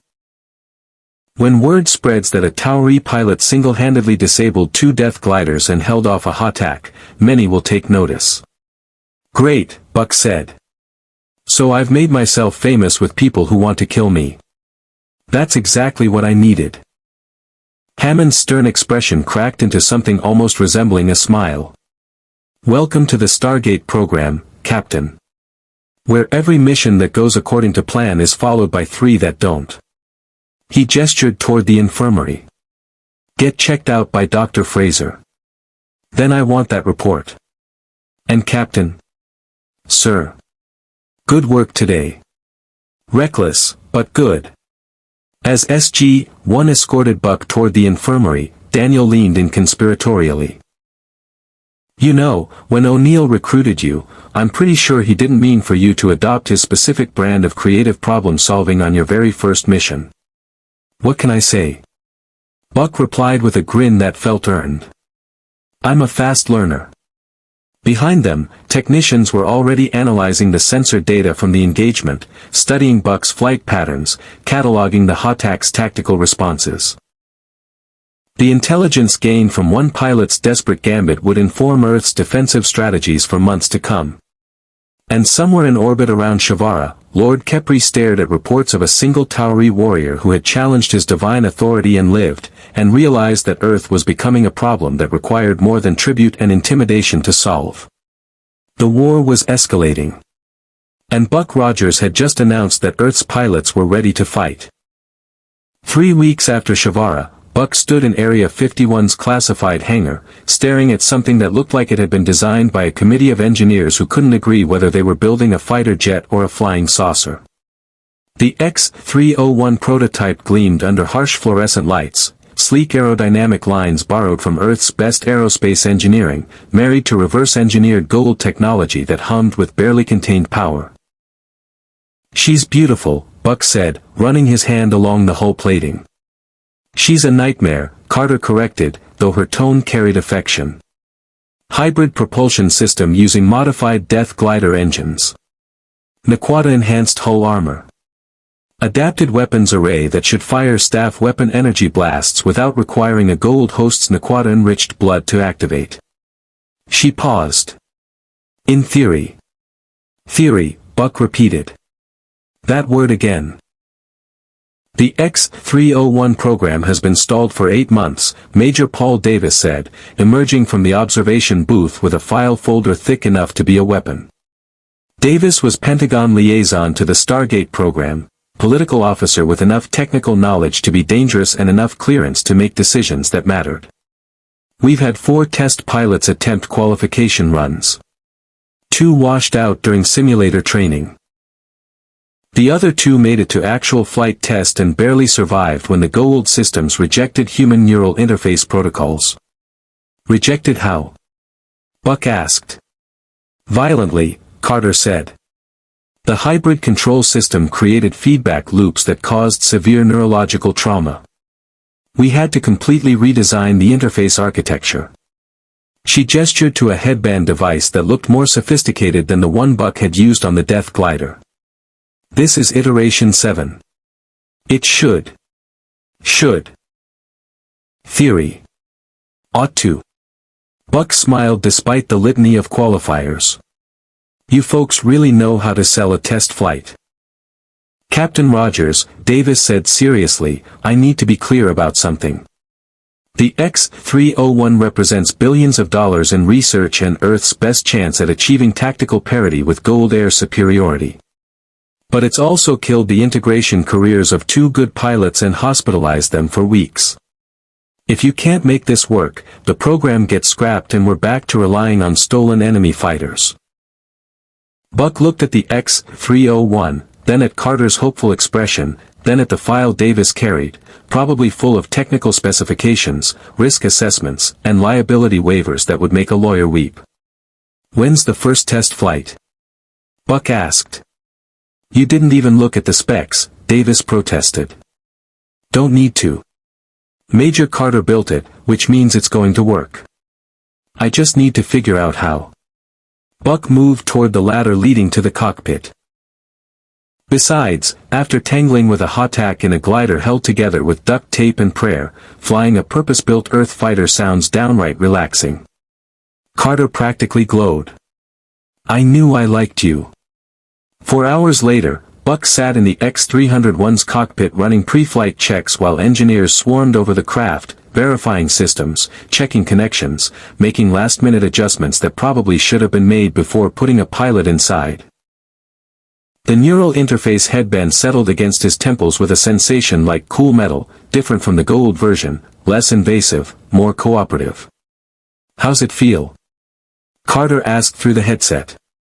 Like I'm wearing someone's high school science project, Buck admitted. But the connection's clean. I'm reading, wow, okay, that's a lot of data. The X-301 systems flooded his awareness through the neural link.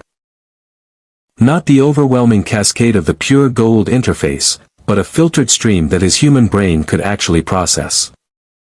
Engine status, weapons array, shield generators, experimental, probably unstable, navigation systems borrowed from F-16s, inertial dampeners that Carter swore would keep him from being turned into paste during high-G maneuvers. All stations report ready, Davis announced from the control booth. Captain Rogers, you are cleared for engine start sequence. Buck's hands moved across the hybrid controls. Some familiar switches and buttons from conventional aircraft, others crystalline Goa'uld interfaces that responded to thought as much as touch. Initiating main engine power, now. The X-301 roared to life. Not the angry scream of the Death Gliders' engines, but something deeper, a fusion of human jet propulsion and alien technology that resonated in Buck's chest like a war drum. The entire craft vibrated with barely restrained power. Engine temperatures nominal, Carter reported. Power output exceeding projections by 12%. Buck, how's the neural interface handling the load? Smooth as silk, Buck replied, genuinely impressed. Whatever you did with Iteration 7, it's working. I've got full system awareness without the feedback headaches. Thank God, Carter muttered. Okay, let's start simple. Vertical lift test, bring her up 10 meters and hold position. Buck engaged the modified Goa'uld lift systems, thinking the craft upward with an intent that the neural interface translated into precisely calibrated thrust. The X-301 rose smoothly, hovering above the hangar floor with a stability that made Buck grin. She handles like a dream, Major. You've built something special here. Don't celebrate yet, Davis warned. The previous test pilots made it this far before the system started rejecting them. Take her through basic maneuvers. Slow and controlled.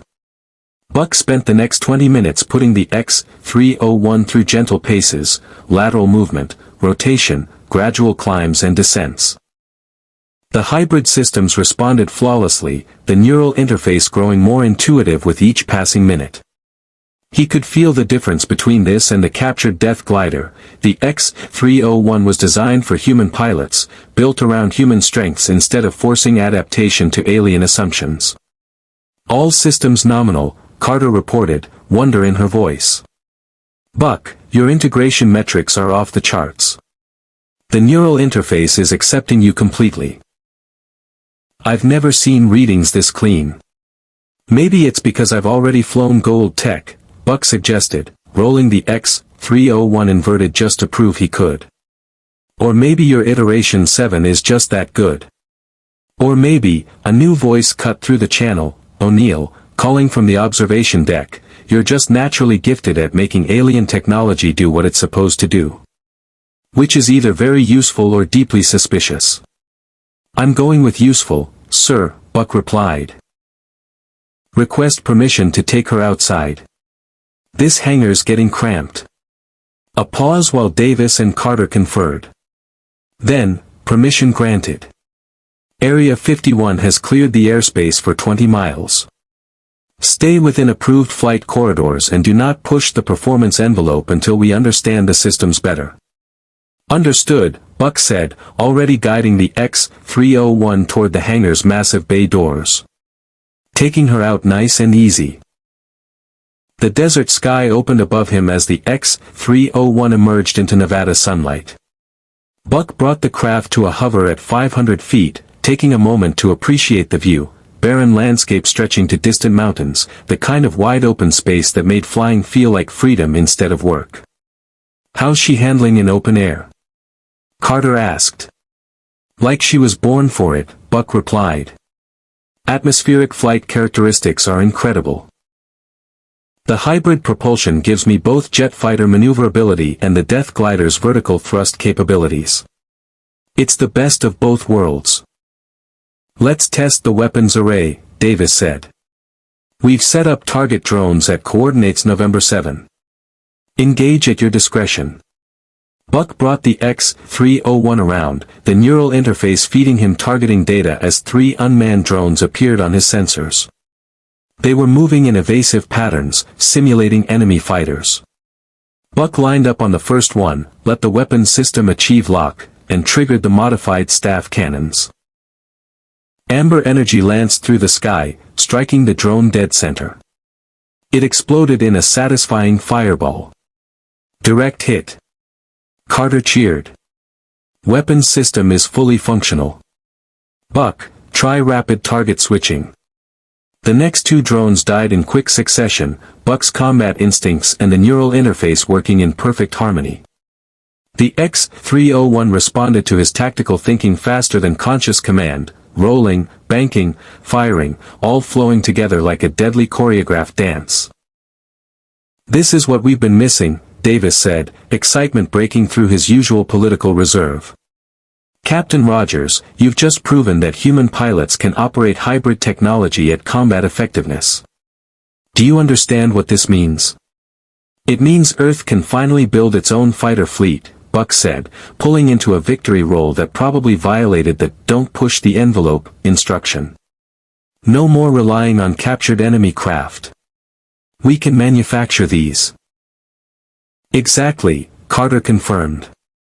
"The X-301 was designed to be production ready if we could solve the pilot integration problem. And you just solved it." Buck brought the craft back toward Area 51, riding the high of successful flight test, already imagining squadrons of X-301s defending Earth from Goa'uld invasion.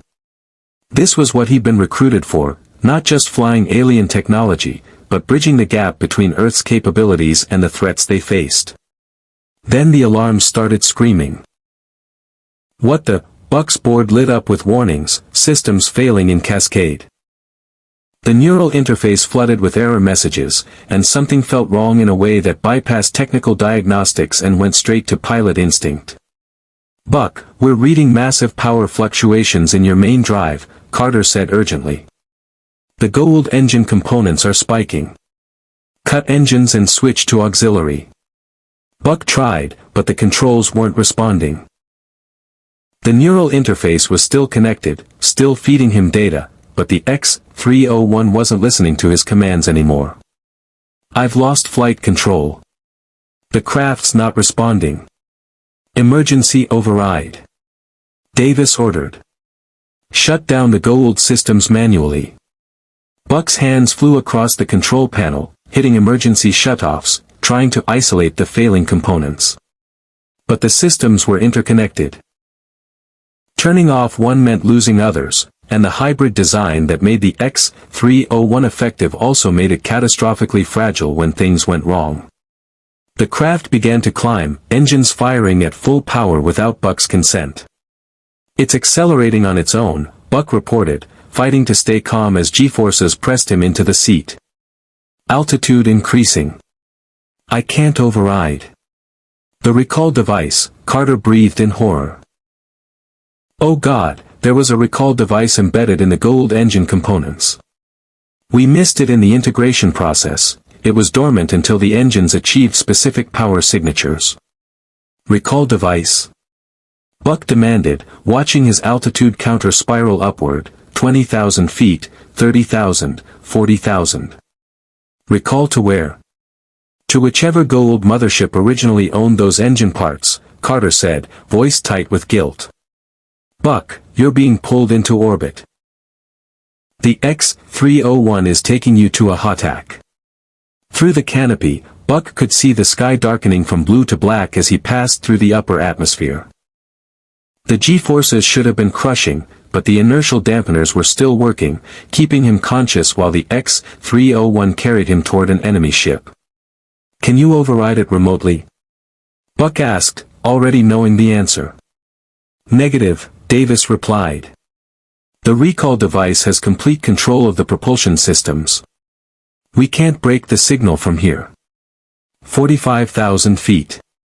50,000. The curve of Earth visible below, achingly beautiful and getting farther away with every second. "Eject," O'Neill ordered, command voice cutting through the technical panic. Buck, eject now while you're still in atmosphere. We can recover you. Buck's hand hovered over the ejection controls. But his pilot's mind was already calculating altitude, velocity, trajectory. If he ejected now, the X-301 would continue its programmed course, delivering Earth's most advanced fighter directly into Goa'uld hands. All of Carter's work, all the technological innovations, every secret about human capabilities, gift-wrapped for the system lords. Negative on ejection, Buck said. If I bail out, they get the X-301 intact. They'll reverse engineer everything we've learned, find out how we adapted their technology, use it against us. That's not worth your life. Carter protested. Maybe not, Buck admitted, watching Earth shrink in his viewport. But I'm not done yet. If I can't override the recall, maybe I can destroy the craft before it gets there. How? Davis demanded. You just said you can't control anything. I can't control the engines or navigation, Buck corrected, his mind racing through options with the clarity that came from imminent death. But I can still trigger the self-destruct. You built one into this thing, right? A terrible pause. Yes, Carter said quietly. But Buck, that was meant as a last resort during combat. Not while you're still aboard. This is combat, Major. I'm just losing. Buck located the self-destruct panel, hidden beneath a cover plate. What's the activation sequence? I'm not giving you that, Carter said flatly. Major. I said no. We'll find another way. There is no other way. Buck's voice cracked with the weight of what he was about to do. I've got maybe 5 minutes before I hit orbital altitude and whatever system Lord owns that recall device gets a shiny new Earth fighter. I can't let that happen. Now give me the goddamn sequence. Silence stretched across the channel. Then Hammond's voice, heavy with authority and grief, Major Carter, give Captain Rogers the self-destruct sequence. That's an order. Sir. That's an order, Major. Carter's voice, when it came, was barely a whisper. Code Alpha 7 Charlie. Activation requires biometric confirmation. 10-second countdown before detonation. Copy that, Buck said, punching in the code with steady hands. The panel lit up, requesting thumbprint confirmation. Listen, if anyone's recording this. We're recording, O'Neill said quietly. Good. Tell my family, hell, I don't even know if any of them are still alive. Just, tell them I went out flying. That's all I ever wanted. Buck pressed his thumb to the scanner. The panel flashed green, accepted. Sequence activated. 10 seconds. Buck, wait. Carter's voice broke. There might be no time left, Major. But I need you to promise me something. Don't scrap the X-301 program. This wasn't the fighter's fault. It was sabotage we didn't catch. Build it again. Build it better. And find pilots who can fly them into battle. Buck watched the countdown, 7 seconds, and felt strangely calm. Earth needs fighters. Earth needs pilots. Don't let my test flight be the end of that dream. I promise, Carter whispered. 4 seconds. Buck looked at Earth one last time, at the blue marble spinning in the void, at the planet that had moved on without him but still welcomed him back, still gave him purpose, still needed him. 3 seconds. He thought about waking in that cryopod, about flying death gliders and facing Hotaks, about O'Neill's dry humor and Carter's brilliance and the mission briefs that had become his new normal. 2 seconds.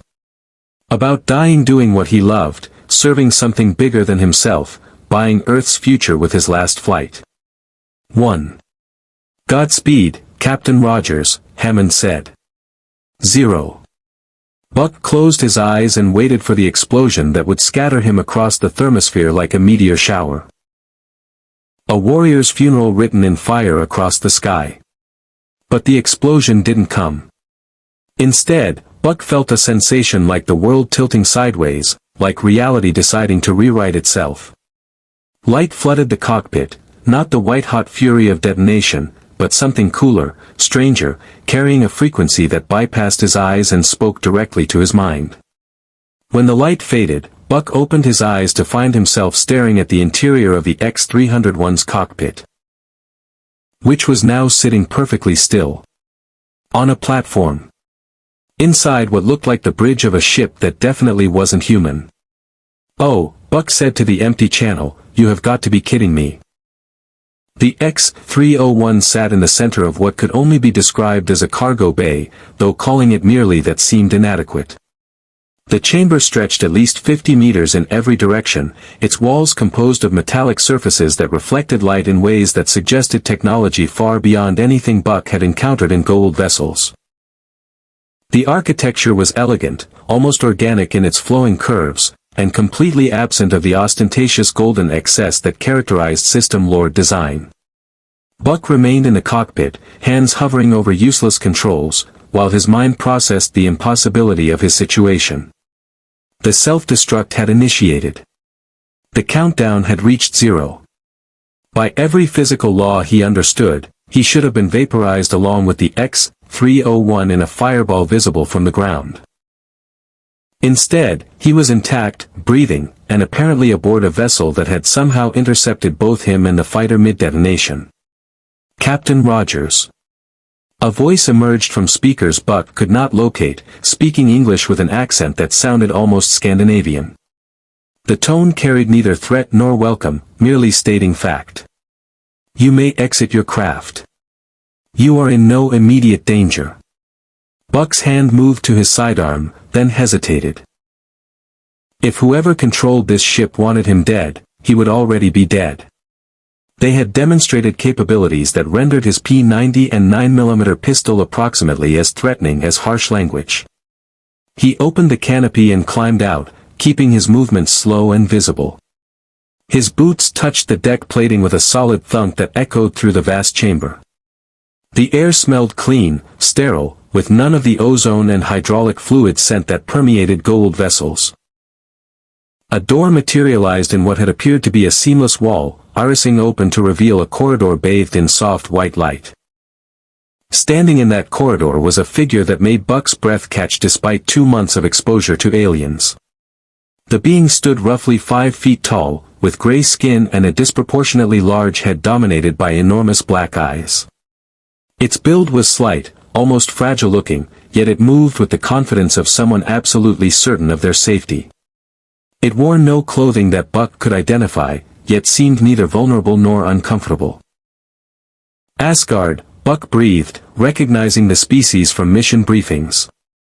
The Roswell Greys, Earth's most consistent allies among the stars, the race that had protected humanity for millennia while their own civilization slowly died from genetic degradation.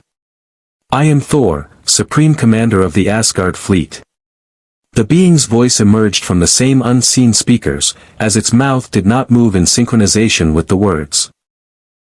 "We detected the unauthorized recall device activation in your experimental craft and intervened. The self-destruct sequence was disabled 0.03 seconds before detonation." Buck processed this information with the methodical calm that came from either exceptional training or complete shock. "You saved my life." That was a secondary benefit, Thor corrected with what might have been Asgard pragmatism or possibly dry humor. "Our primary objective was preventing the X-301 prototype from falling into Goa'uld possession. Your species has made remarkable progress in adapting alien technology. Allowing that knowledge to be compromised would have been strategically inadvisable." "Strategically inadvisable," Buck repeated. "That's one way to put it."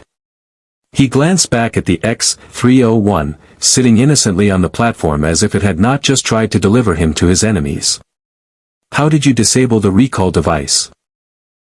"Major Carter told me it had complete control of the propulsion systems." "The recall mechanism operates on a specific subspace frequency that Goa'uld engineers believe cannot be jammed," Thor explained, moving into the cargo bay with steps that seemed too graceful for its small frame. This belief is incorrect. We have been monitoring your experimental fighter program with considerable interest. When we detected the recall activation, we transported both you and your craft aboard this vessel before the trap could be completed. Buck felt the weight of implications settling over him like a heavy coat. You've been watching us. The X-301 program, our development efforts. How long?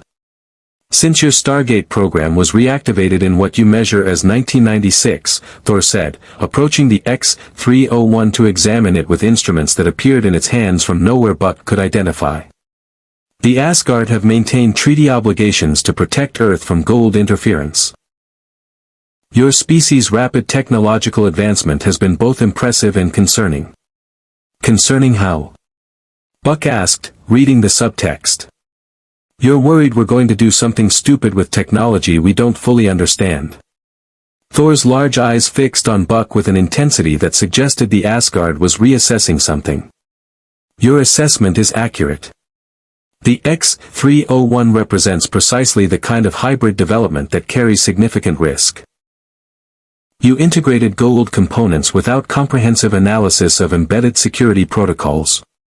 The recall device was only one of 3 hidden mechanisms we have detected in your prototype. The others are considerably more dangerous. Buck felt his stomach drop. What kind of dangerous? The secondary mechanism is a tracking beacon that would have transmitted your base location to every Goa'uld vessel within 10 light-years once activated, Thor said, continuing its examination of the fighter. The tertiary mechanism is a feedback weapon designed to overload your neural interface and kill any pilot who achieved specific combat effectiveness thresholds. You would have discovered it during your first engagement with enemy forces, approximately 3.7 seconds before brain death. The cargo bay suddenly felt very cold. Buck thought about Carter's pride in Iteration 7 of the neural interface, about Davis's eagerness to move the program toward production, about himself sitting in the cockpit confident that Earth's best engineers had thought of everything. They had been building death traps and calling them defensive weapons. Why didn't you warn us? Buck asked, hearing the accusation in his own voice and not caring. If you've been monitoring our program, you knew about these mechanisms. You could have prevented this before I ever climbed into that cockpit. The Asgard operate under strict non-interference protocols regarding developing civilizations, Thor replied without defensiveness. We provide protection from external threats and occasional technological guidance, but we do not prevent species from making their own mistakes. The lessons learned from failure are often more valuable than gifts of knowledge. I almost died learning this particular lesson, Buck pointed out. Yes, Thor agreed. And now you understand the fundamental challenge facing your species. Earth possesses the intellectual capacity to reverse engineer alien technology, but lacks the institutional experience to recognize embedded threats in systems designed by civilizations with millennia of engineering knowledge. This gap creates vulnerability. Buck walked around the X-301, seeing it differently now. Not as Earth's triumph over technological disadvantage, but as evidence of how far humanity still had to climb. So what happens now? You keep the fighter. Send me home with a warning to be more careful next time. Neither, Thor said. The Asgard High Council has authorized me to offer Earth a compromise.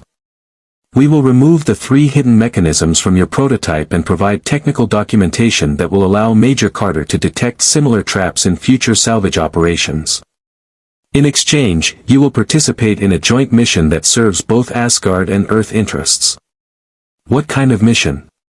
Buck asked, already knowing he was going to agree. You did not refuse offers from beings who could disable bombs with 0.03-second precision. Thor gestured, and a holographic display materialized in the air between them. Buck found himself looking at a star system he did not recognize, with 3 planets orbiting a yellow sun. One planet was highlighted with markers that suggested strategic significance. This is the Hala system, former territory of the Goa'uld system Lord Nerdy, Thor explained. Nerdy was killed by the Takare several months ago, but her research facilities remain active on the 3rd planet. These facilities contain advanced genetic manipulation technology that represents a threat if claimed by other system lords. The Asgard require this technology destroyed before it can be weaponized.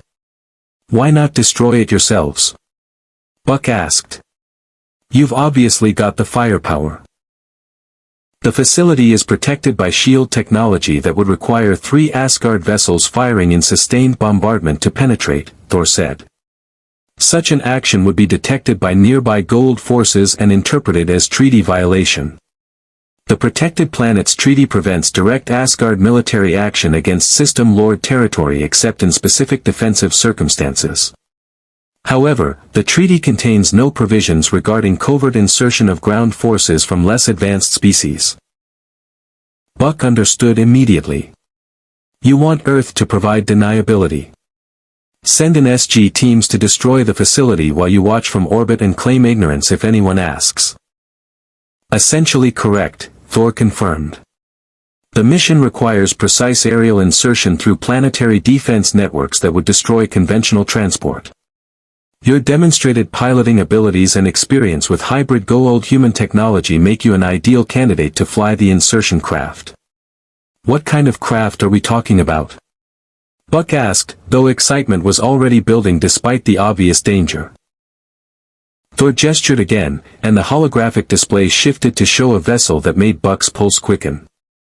It was larger than the X-301, sleeker than a Death Glider, with design aesthetics that suggested Asgard engineering married to something else.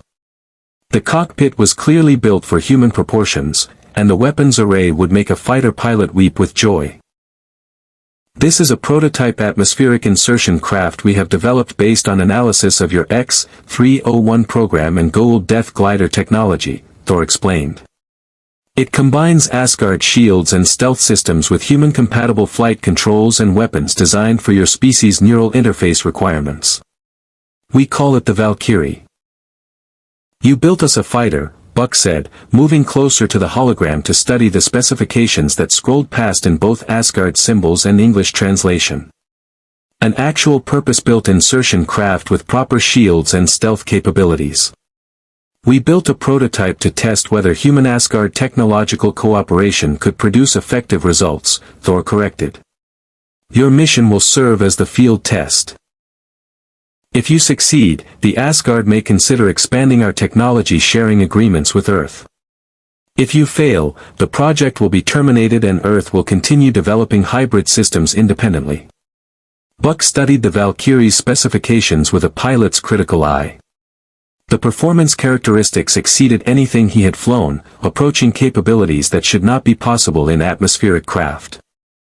The weapon systems combined Asgard beam technology with adapted staff weapon arrays.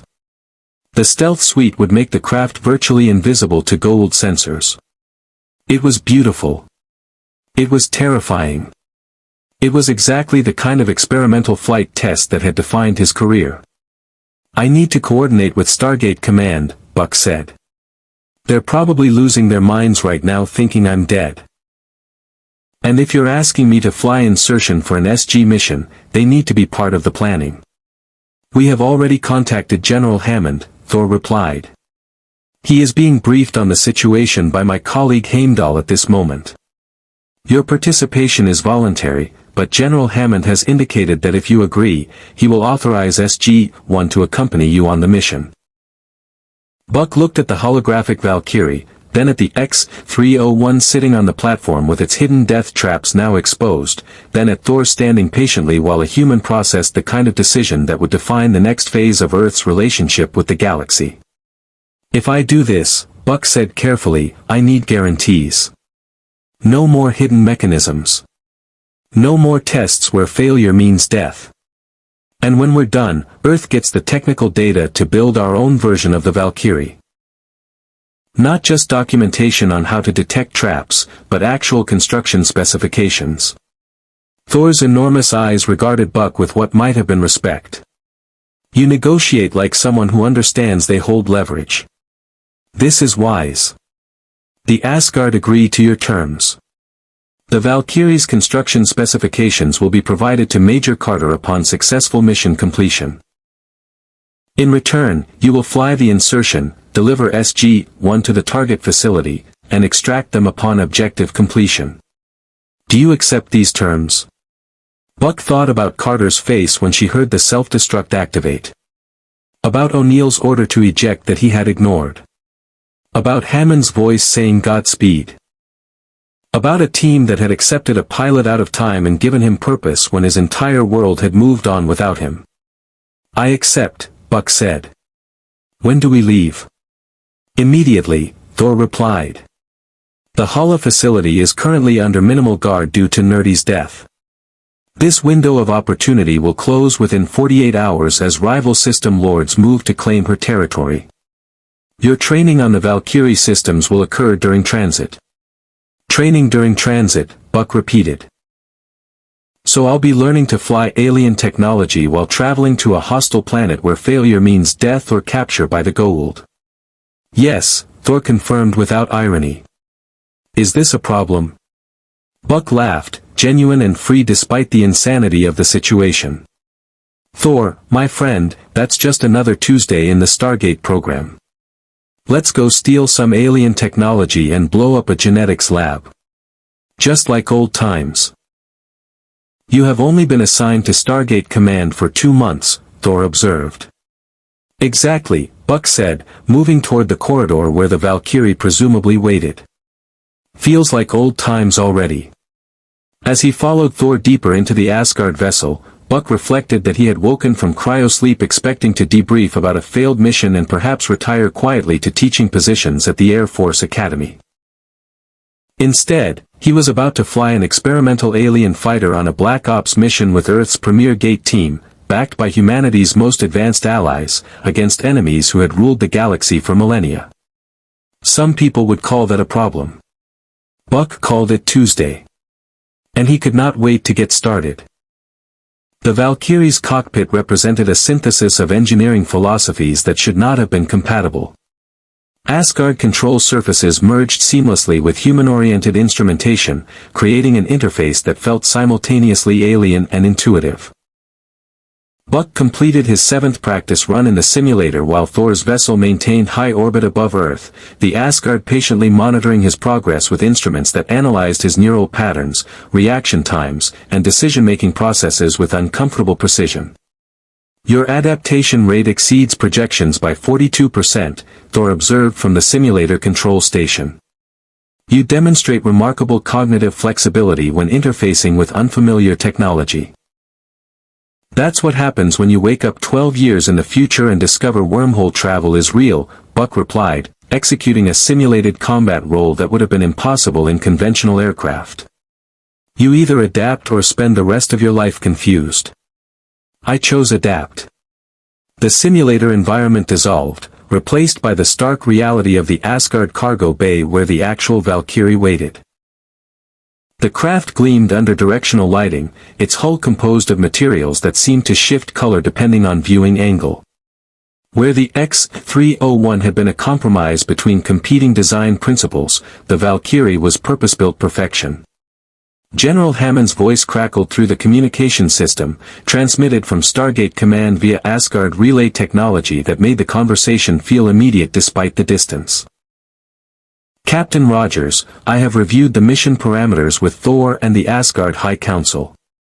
I am authorizing SG-1 to proceed with the Hala facility operation under your command for the aerial insertion phase. Colonel O'Neill will maintain tactical ground command once boots are on target. Understood, sir, Buck acknowledged, climbing from the simulator pod. What is our mission timeline? The Asgard vessel will achieve orbital position above Hala in approximately 6 hours, Hammond replied. You will have a 4-hour window to insert SG-1, allow them to complete their demolition objectives, and extract before Goa'uld reinforcements arrive. Thor has provided detailed intelligence on the facility's defensive systems and internal layout. Colonel O'Neill is reviewing those materials now. Buck moved to the holographic tactical display that materialized at Thor's gesture, studying the three-dimensional representation of Nerdy's research complex. The facility was built into a mountainside, protected by overlapping shield generators and automated staff cannon emplacements. Conventional approach vectors would trigger detection systems and defensive fire long before insertion could be achieved. The primary challenge is the shield perimeter, Thor explained, highlighting energy barriers in translucent blue. The facility maintains a continuous defensive envelope extending 800 meters in all directions. Standard Goa'uld shields are calibrated to deflect high-energy weapons and fast-moving projectiles. However, they are less effective against slower-moving objects that match specific velocity and energy signature profiles. Buck understood immediately. You want me to fly through the shields at a speed that registers as atmospheric debris rather than incoming threat. What kind of tolerance are we talking about? The Valkyrie must maintain velocity below 120 meters per second while within the shield perimeter, Thor said. Deviation of more than 5% will trigger defensive protocols. Additionally, you must match the local atmospheric energy signature to avoid detection by internal sensors. So I need to fly at barely subsonic speeds, maintain perfect velocity control, and somehow make an advanced fighter craft appear to be a particularly aggressive weather pattern, Buck summarized. All while avoiding automated weapons systems that will be actively trying to kill us. Correct, Thor confirmed without apparent concern. Is this achievable? Buck studied the approach vectors, calculating angles and timing with the instinctive mathematics that all good pilots developed. The insertion window was narrow, the margin for error essentially non-existent, and the consequences of failure ranged from immediate incineration to capture by whatever Goa'uld forces claimed the facility first. It's achievable, Buck said. Difficult, but achievable. I will need detailed atmospheric data for Hala and real-time updates during approach. The Valkyrie's stealth systems will need to be calibrated precisely, and I will require confirmation that SG-1 understands they will be experiencing significant turbulence during the insertion phase. I'll make sure they bring air sickness bags. O'Neill's voice cut into the channel with characteristic dry humor. The colonel had apparently joined Hammond in the communication. Buck, we have reviewed the facility schematics. Once you drop us at the insertion point, we estimate 45 minutes to reach the primary research laboratory, plant charges, and return to extraction coordinates. Can the Valkyrie maintain position that long without being detected? The craft is equipped with Asgard cloaking technology superior to Goa'uld detection capabilities, Thor answered before Buck could respond. Captain Rogers will be able to maintain a holding pattern in proximity to the facility without triggering alarms, provided he remains outside the primary shield perimeter. Then we have a workable plan, Hammond said, his tone carrying the weight of command decisions that placed lives at risk for strategic necessity. Captain Rogers, you are authorized to proceed with flight preparation. SG-1 will transport to Thor's vessel in 2 hours. Mission launch is scheduled for 1400 hours Zulu time. Are there any concerns or questions? Buck looked at the Valkyrie, at the tactical displays showing a facility that represented everything dangerous about Goa'uld technology, at the narrow window between success and catastrophic failure. He thought about the X-301's hidden death traps, about the attack he had faced in a damaged death glider, about waking from cryo-sleep to discover the universe was far stranger and more dangerous than he had ever imagined. No concerns, sir, Buck said. I will be ready. 4 hours later, Buck sat in the Valkyrie's cockpit running pre-flight systems checks while SG-1 secured themselves in the passenger compartment behind him. The craft had been designed with minimal crew accommodation, prioritizing stealth and performance over comfort.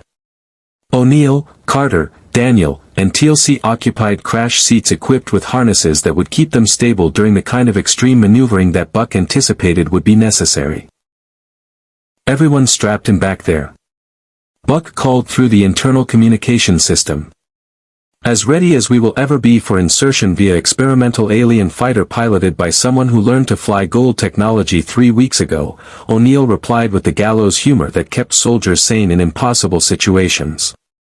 No pressure, Buck. Pressure is what keeps this interesting, Colonel, Buck said, his hands moving across the control interfaces with growing confidence.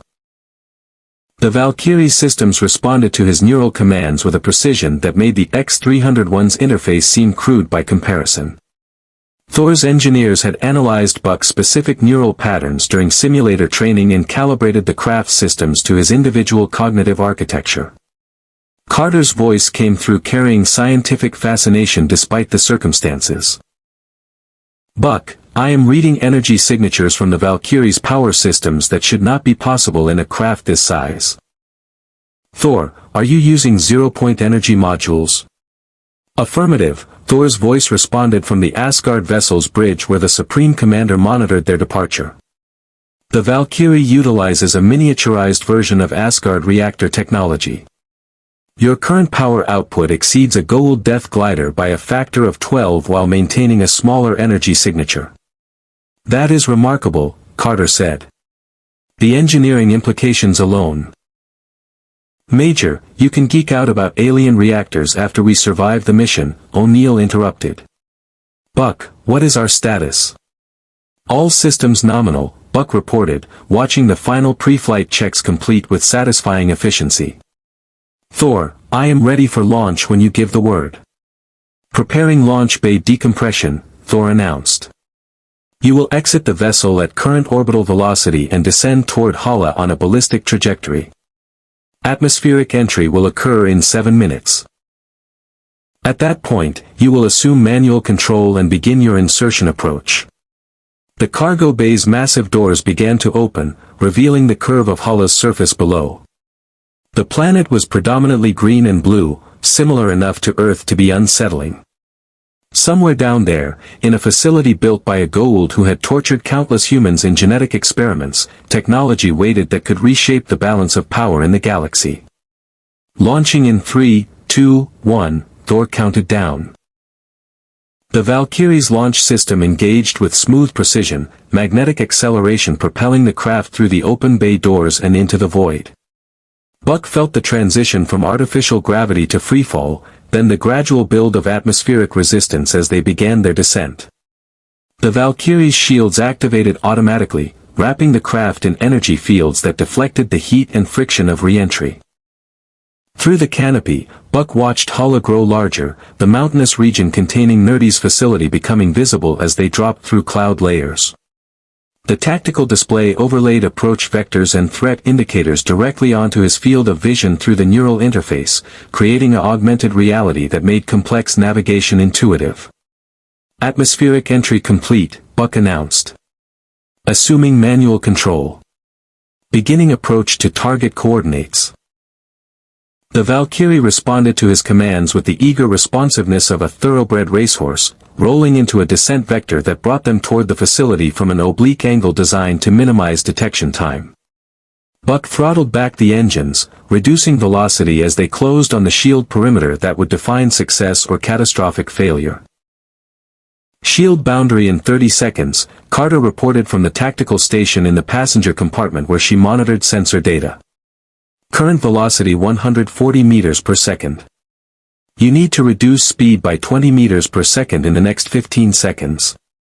Buck adjusted thrust with microscopic precision, feeling the Valkyrie decelerate through a combination of engine modulation and atmospheric resistance. The neural interface provided feedback on velocity, energy signature, and shield harmonics with a granularity that made traditional instrumentation seem primitive. 10 seconds to shield boundary, Carter counted. Velocity 122 meters per second. Almost there. Buck made a final adjustment, bleeding off those last 2 meters per second with a control input so subtle it barely registered on the craft systems. The Valkyrie crossed the shield threshold at exactly 119.7 meters per second, its energy signature perfectly matched to atmospheric background radiation. "We are through the outer perimeter," TLC announced with calm satisfaction. The facility's defensive systems show no indication of alert status. "Phase 1 complete," Buck said, banking the Valkyrie into a low approach that hugged the mountainside terrain. "Beginning final insertion run. ETA to drop 0.2 minutes. The facility resolved into clear visibility through breaks in the cloud cover. It was larger than the schematics had suggested, a complex of structures that extended deep into the mountain with multiple surface installations for shield generators, sensors, and weapons emplacements. Automated staff cannons tracked the sky in pre-programmed patterns, searching for threats that conventional wisdom said could not penetrate this deep into the defensive perimeter. But the Valkyrie was not a conventional threat. Buck threaded the craft between sensor blind spots that Thor's intelligence had identified, using terrain masking and the Asgard cloaking system to remain invisible to automated defenses. The neural interface made the complex three-dimensional navigation feel natural, almost instinctive, as if Buck had been flying this approach his entire life. "Drop point in 30 seconds, he announced. "Get ready back there." The passenger compartment hatch prepared to open, and Buck felt the Valkyrie's systems compensate for the change in aerodynamics. He brought the craft into a hover exactly 8 meters above a rocky outcropping that provided cover from direct sensor observation.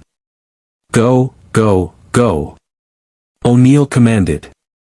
SG-1 dropped from the hatch with practiced efficiency, fast roping to the ground with equipment packs secured and weapons ready. 4 seconds from hover to full team deployment. Buck watched them scatter into tactical positions, then sealed the hatch and pulled the Valkyrie away before the extended hover time could trigger proximity alarms. "SG-1 is on the ground and moving to objective," O'Neill reported. "Buck, maintain extraction position and stay frosty. If things go sideways, we may need emergency pickup." "Understood," Buck replied, guiding the Valkyrie into a holding pattern outside the primary shield perimeter where he could maintain readiness without detection. "I will be monitoring your progress. Try not to blow anything up before you reach the demolition charges." "No promises," O'Neill said, and the channel went quiet except for periodic status updates. Buck settled into the pilot's vigilance that defined waiting during combat operations, watching tactical displays track SG-1's progress through the facility while monitoring sensor feeds for any indication of Goa'uld reinforcement. The Valkyrie hung in the sky like a patient predator, cloaked and ready, while below the surface his team penetrated deeper into Nerdy's research complex. 20 minutes passed. Then 30. Buck's tactical display showed SG-1 reaching the primary laboratory, confirmed by O'Neill's terse transmission, objective located. Charges being placed. Estimate 15 minutes to extraction point. That was when the alarm started. "Warning," Thor's voice cut through the channel with uncharacteristic urgency. "Goa'uld vessel dropping out of hyperspace. Signature matches a Hatak mothership. They are beginning orbital approach to the facility." Buck's mind raced through tactical implications. The timing was too precise to be coincidence. Somehow the Goa'uld had detected either SG-1's infiltration or the Valkyrie's presence. The window for extraction had just collapsed. "SG-1, this is Rogers," Buck transmitted. "We have company inbound. Hatak entering orbit. You need to complete your objective and reach extraction immediately." "Working on it," O'Neill replied, the sound of staff weapon fire audible in the background. Apparently Nerdy left more guards than Thor's intelligence suggested. "We are encountering resistance." Through the tactical display, Buck watched the Hatak achieve orbital position and begin launching death gliders toward the surface. For craft in attack formation, descending toward the facility with obvious intent to investigate the alarm that must have been triggered. "You have death gliders inbound," Buck warned. "For craft, ETA to your position 3 minutes. "That is extremely not good," Daniel's voice joined the channel between bursts of P-90 fire. "We are pinned down in the laboratory. The charges are set but we cannot reach the exit while these Jaffa have us suppressed." Buck made a decision that was either tactically brilliant or completely insane. "Stand by. I am coming to get you." "Negative," O'Neill ordered. "You cannot penetrate the facility's internal structure. The corridors are too narrow for the Valkyrie." "I am not planning to fly inside, Colonel," Buck said, already diving the Valkyrie toward the facility at attack speed. "I am planning to make a new door." The Death Gliders detected his approach and broke formation to intercept, their weapons charging as they recognized the Valkyrie as a threat. Buck ignored them, focusing every bit of his attention on the facility's shield generators that powered the defensive perimeter. The Asgard beam weapons mounted on the Valkyrie's wings cycled to full power, and Buck targeted the primary shield generator with the kind of precision shooting that only the neural interface made possible. He fired, and coherent energy lanced through the air to strike the generator's power coupling. The explosion was spectacular. The shield generator detonated with enough force to create a cascading failure in the defensive network, and suddenly the facility's vaunted shields collapsed entirely. "Shield perimeter is down," Carter shouted triumphantly. "Buck, that was incredible shooting." "Save the congratulations," Buck replied, pulling into a hard climb as Death Glider weapons fire bracketed his position. "I still need to extract you before those gliders turn me into scrap metal." The Valkyrie's superior maneuverability allowed Buck to evade the initial attack, but 4 against 1 was poor odds even in the most advanced fighter. The Death Gliders split into paired elements, attempting to bracket him in a classic pincer maneuver. Buck had faced this pattern before. He rolled inverted, dove beneath the first pair's firing solution, and came up behind them with weapons locked. The Asgard beams fired with pinpoint accuracy, and one Death Glider exploded while its wingmen scattered in evasive maneuvers. 3-1. Better odds, but still not great. "SG-1, I have cleared your exit route," Buck transmitted while dodging staff cannon fire from the remaining gliders. "The shield is down and I have created a significant hole in the facility's exterior wall. I suggest you use it before the Jaffa decide to investigate." "We see it," O'Neill confirmed. "Moving to extraction now. Charges are on 30-second timer." Buck kept the Death Gliders focused on him, drawing their attention away from the breached facility wall where SG-1 was presumably making their escape. The neural interface allowed him to track all 3 hostile craft simultaneously while maintaining evasive flight that would have been impossible with conventional controls.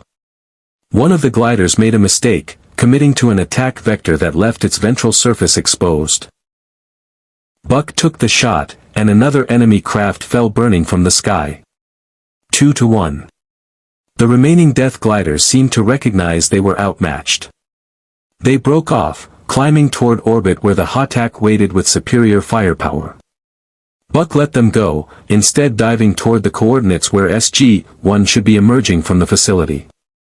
He spotted them immediately, 4 figures sprinting across rocky terrain with Jaffa warriors in pursuit.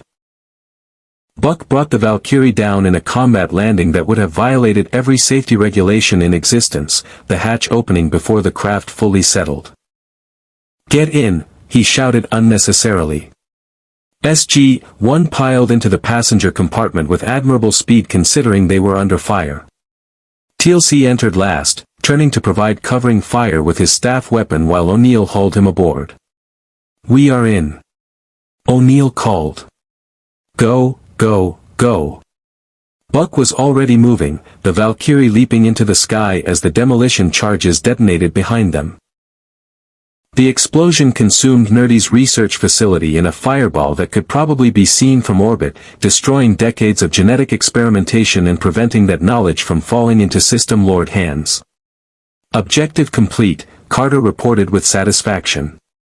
"Facility destroyed. All personnel accounted for. Thor, we are ready for extraction whenever you are ready to beam us aboard." "Negative on extraction," Thor replied, and Buck heard genuine concern in the Asgard's voice for the first time.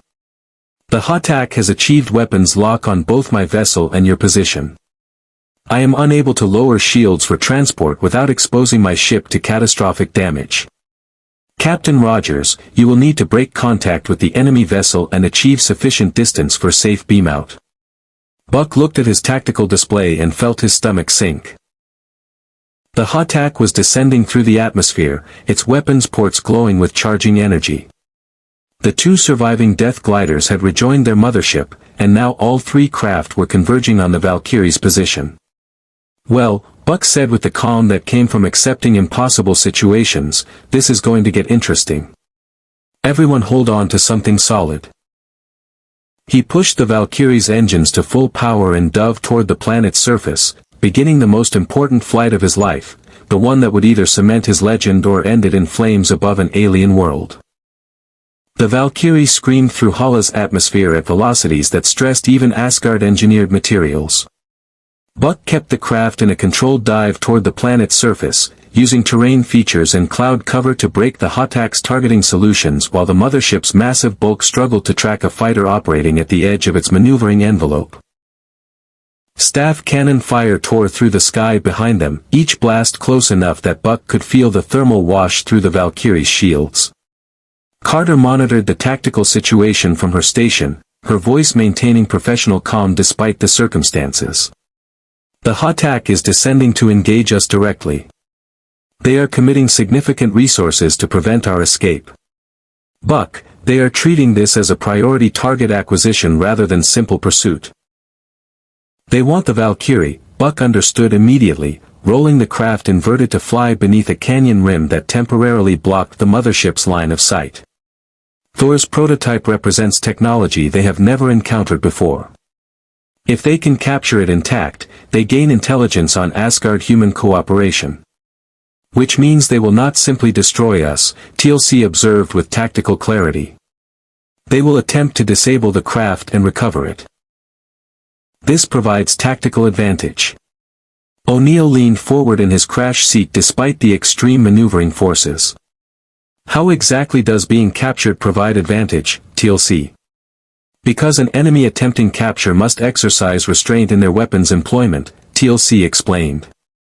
They cannot use their most devastating weapons for fear of destroying what they seek to obtain. This creates exploitable vulnerability. Buck pulled the Valkyrie into a climbing spiral that used the canyon walls as cover while he considered options. The neural interface provided constant updates on pursuit vectors, weapon charging cycles, and the narrowing window for Thor's extraction.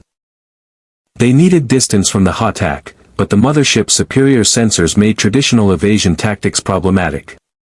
Thor, what is our minimum safe distance for beam out? Buck asked while executing a barrel roll that let staff cannon fire pass through empty space. You must achieve separation of at least 8 kilometers from the Hotak and maintain that distance for 0.7 seconds to allow transport lock, Thor replied. Current separation is 3.2 kilometers and decreasing. The mothership is gaining on your position. Buck checked his tactical display and confirmed what his instincts already told him.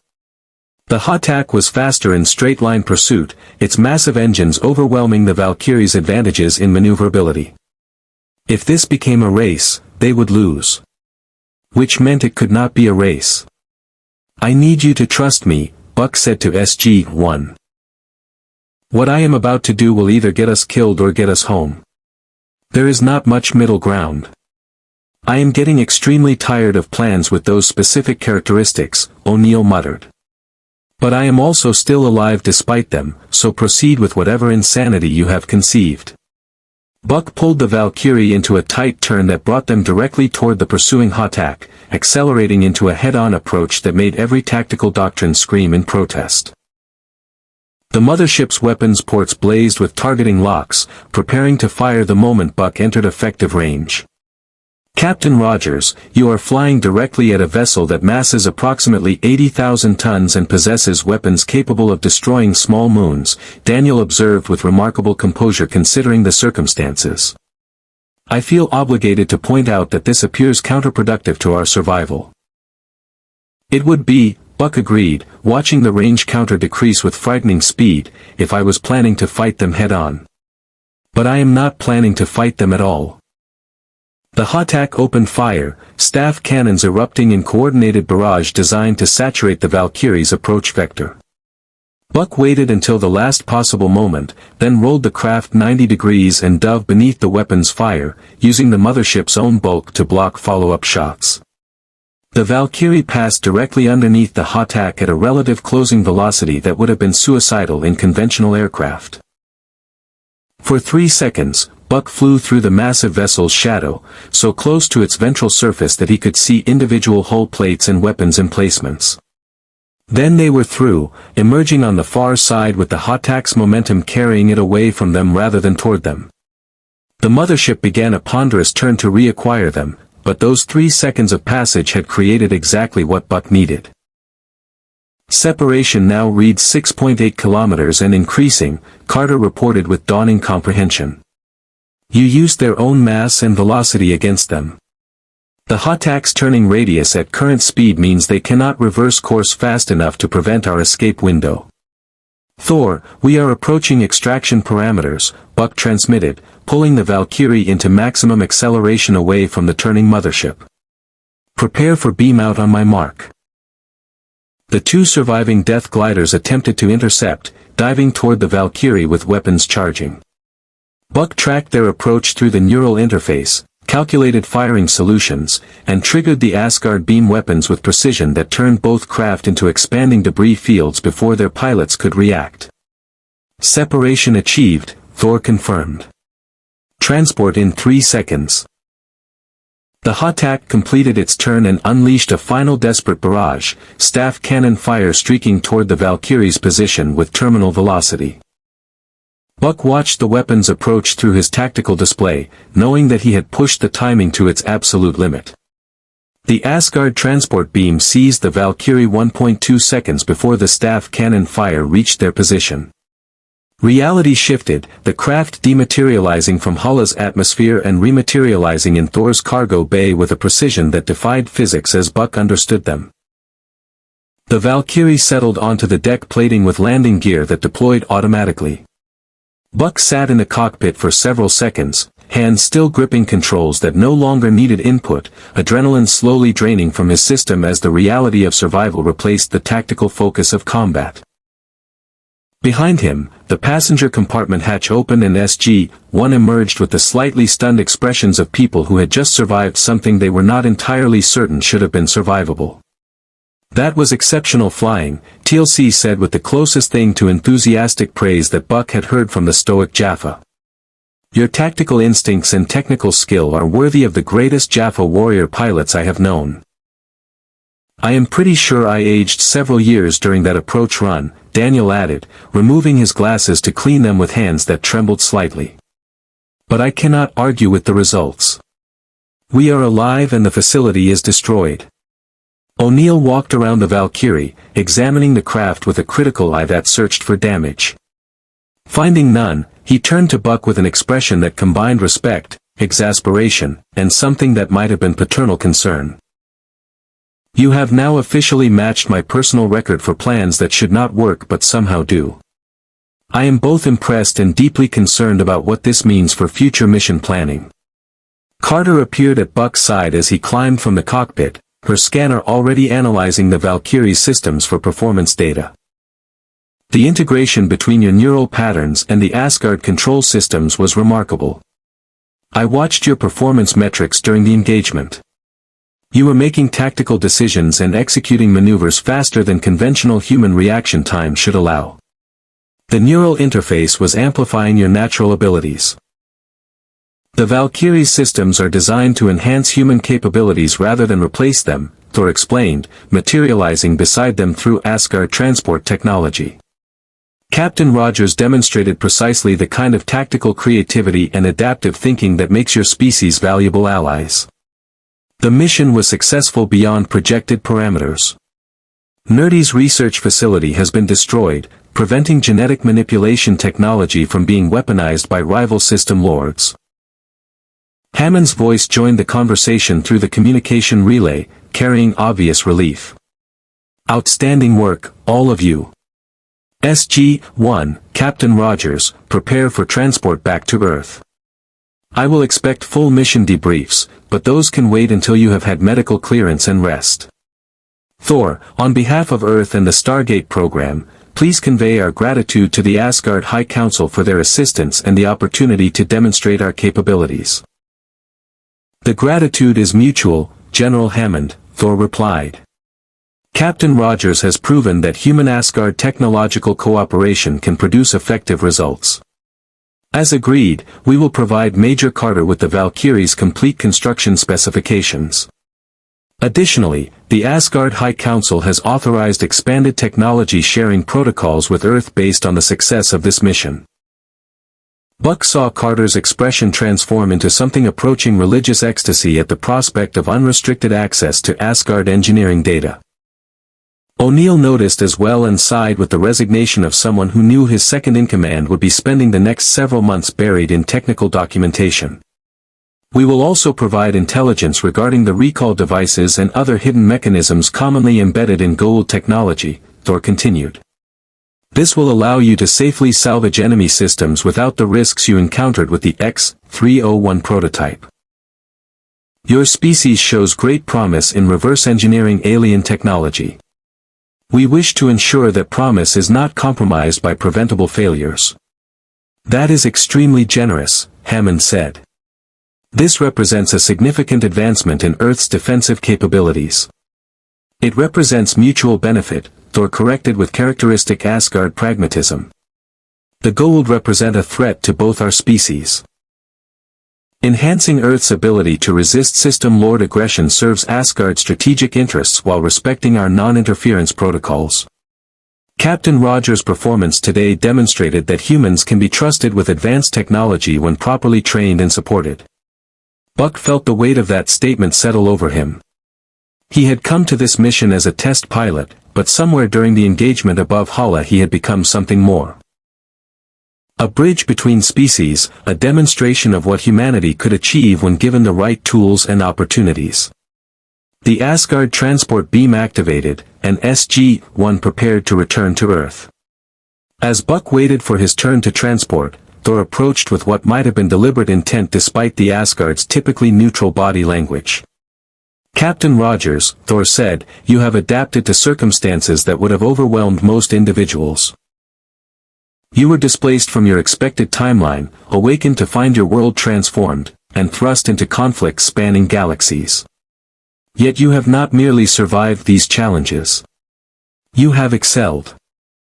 I had good teachers, Buck replied, glancing at SG-1. And good reasons to adapt. When you wake up in a universe fighting for its survival, you either help or get out of the way. I chose to help. This choice has consequences, Thor observed. Your actions today will be analyzed by both allies and enemies. The Goa'uld now know that Earth possesses pilots capable of operating advanced hybrid technology at combat effectiveness. This will influence their strategic calculations regarding your world. Meaning we just painted a larger target on Earth's back, Buck understood. Meaning you demonstrated that Earth is capable of defending itself, Thor corrected. There is a significant difference. System Lords respect strength.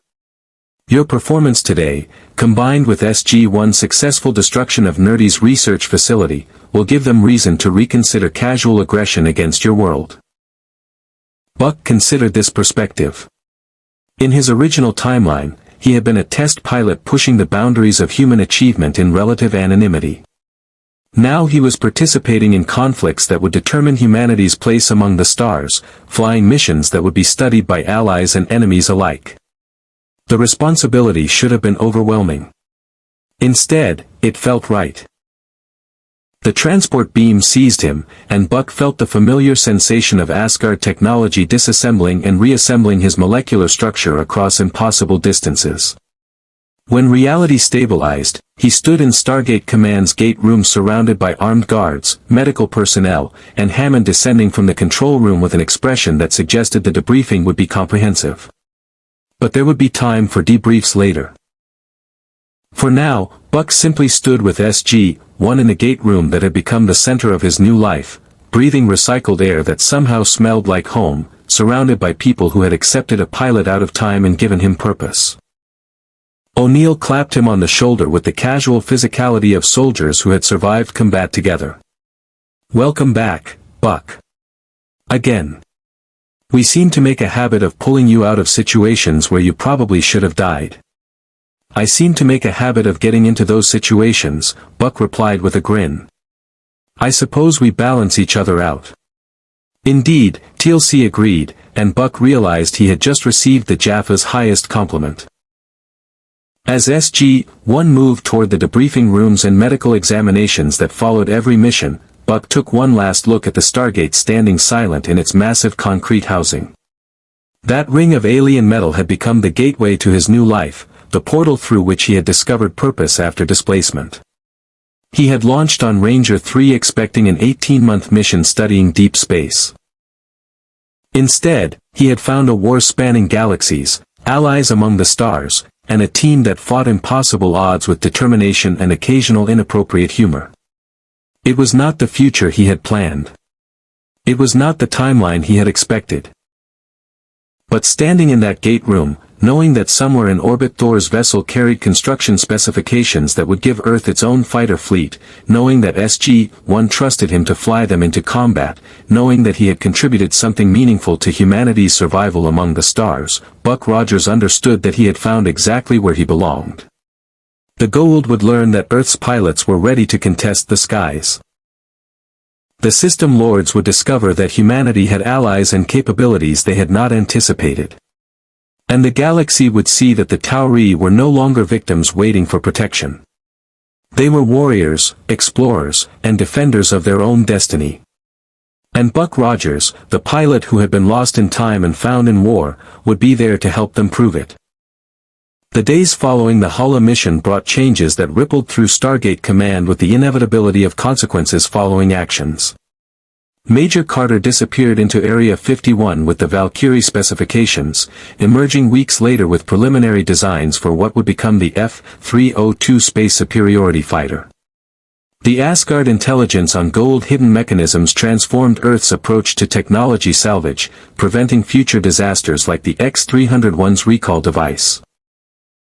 And Buck Rogers, the test pilot who had awakened 12 years displaced from his expected timeline, found himself promoted to major and assigned as lead instructor for the nascent space fighter program. General Hammond had been characteristically direct during the promotion ceremony. Earth needed pilots who could think tactically in 3 dimensions against superior technology, who could adapt to alien systems, who could train the next generation of defenders. Buck had demonstrated all these capabilities above Hala, and the Stargate program wasted neither time nor talent. The Jaffa Rebellion received reports of the Tauri pilot who had disabled Death Gliders and held off a Hatak, and the story spread through enslaved populations as evidence that the false gods could be challenged. The system lords convened councils to discuss the troubling development of human technological advancement, recognizing too late that Earth had moved beyond being a simple target for harvest. And Thor's vessel departed for Asgard space carrying data that would influence the High Council's assessment of humanity's place among galactic civilizations.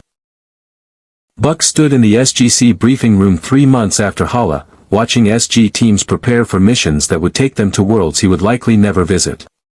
His role had evolved from field operations to training and development, passing his hard-won knowledge to pilots who would fly the F-302s currently in production.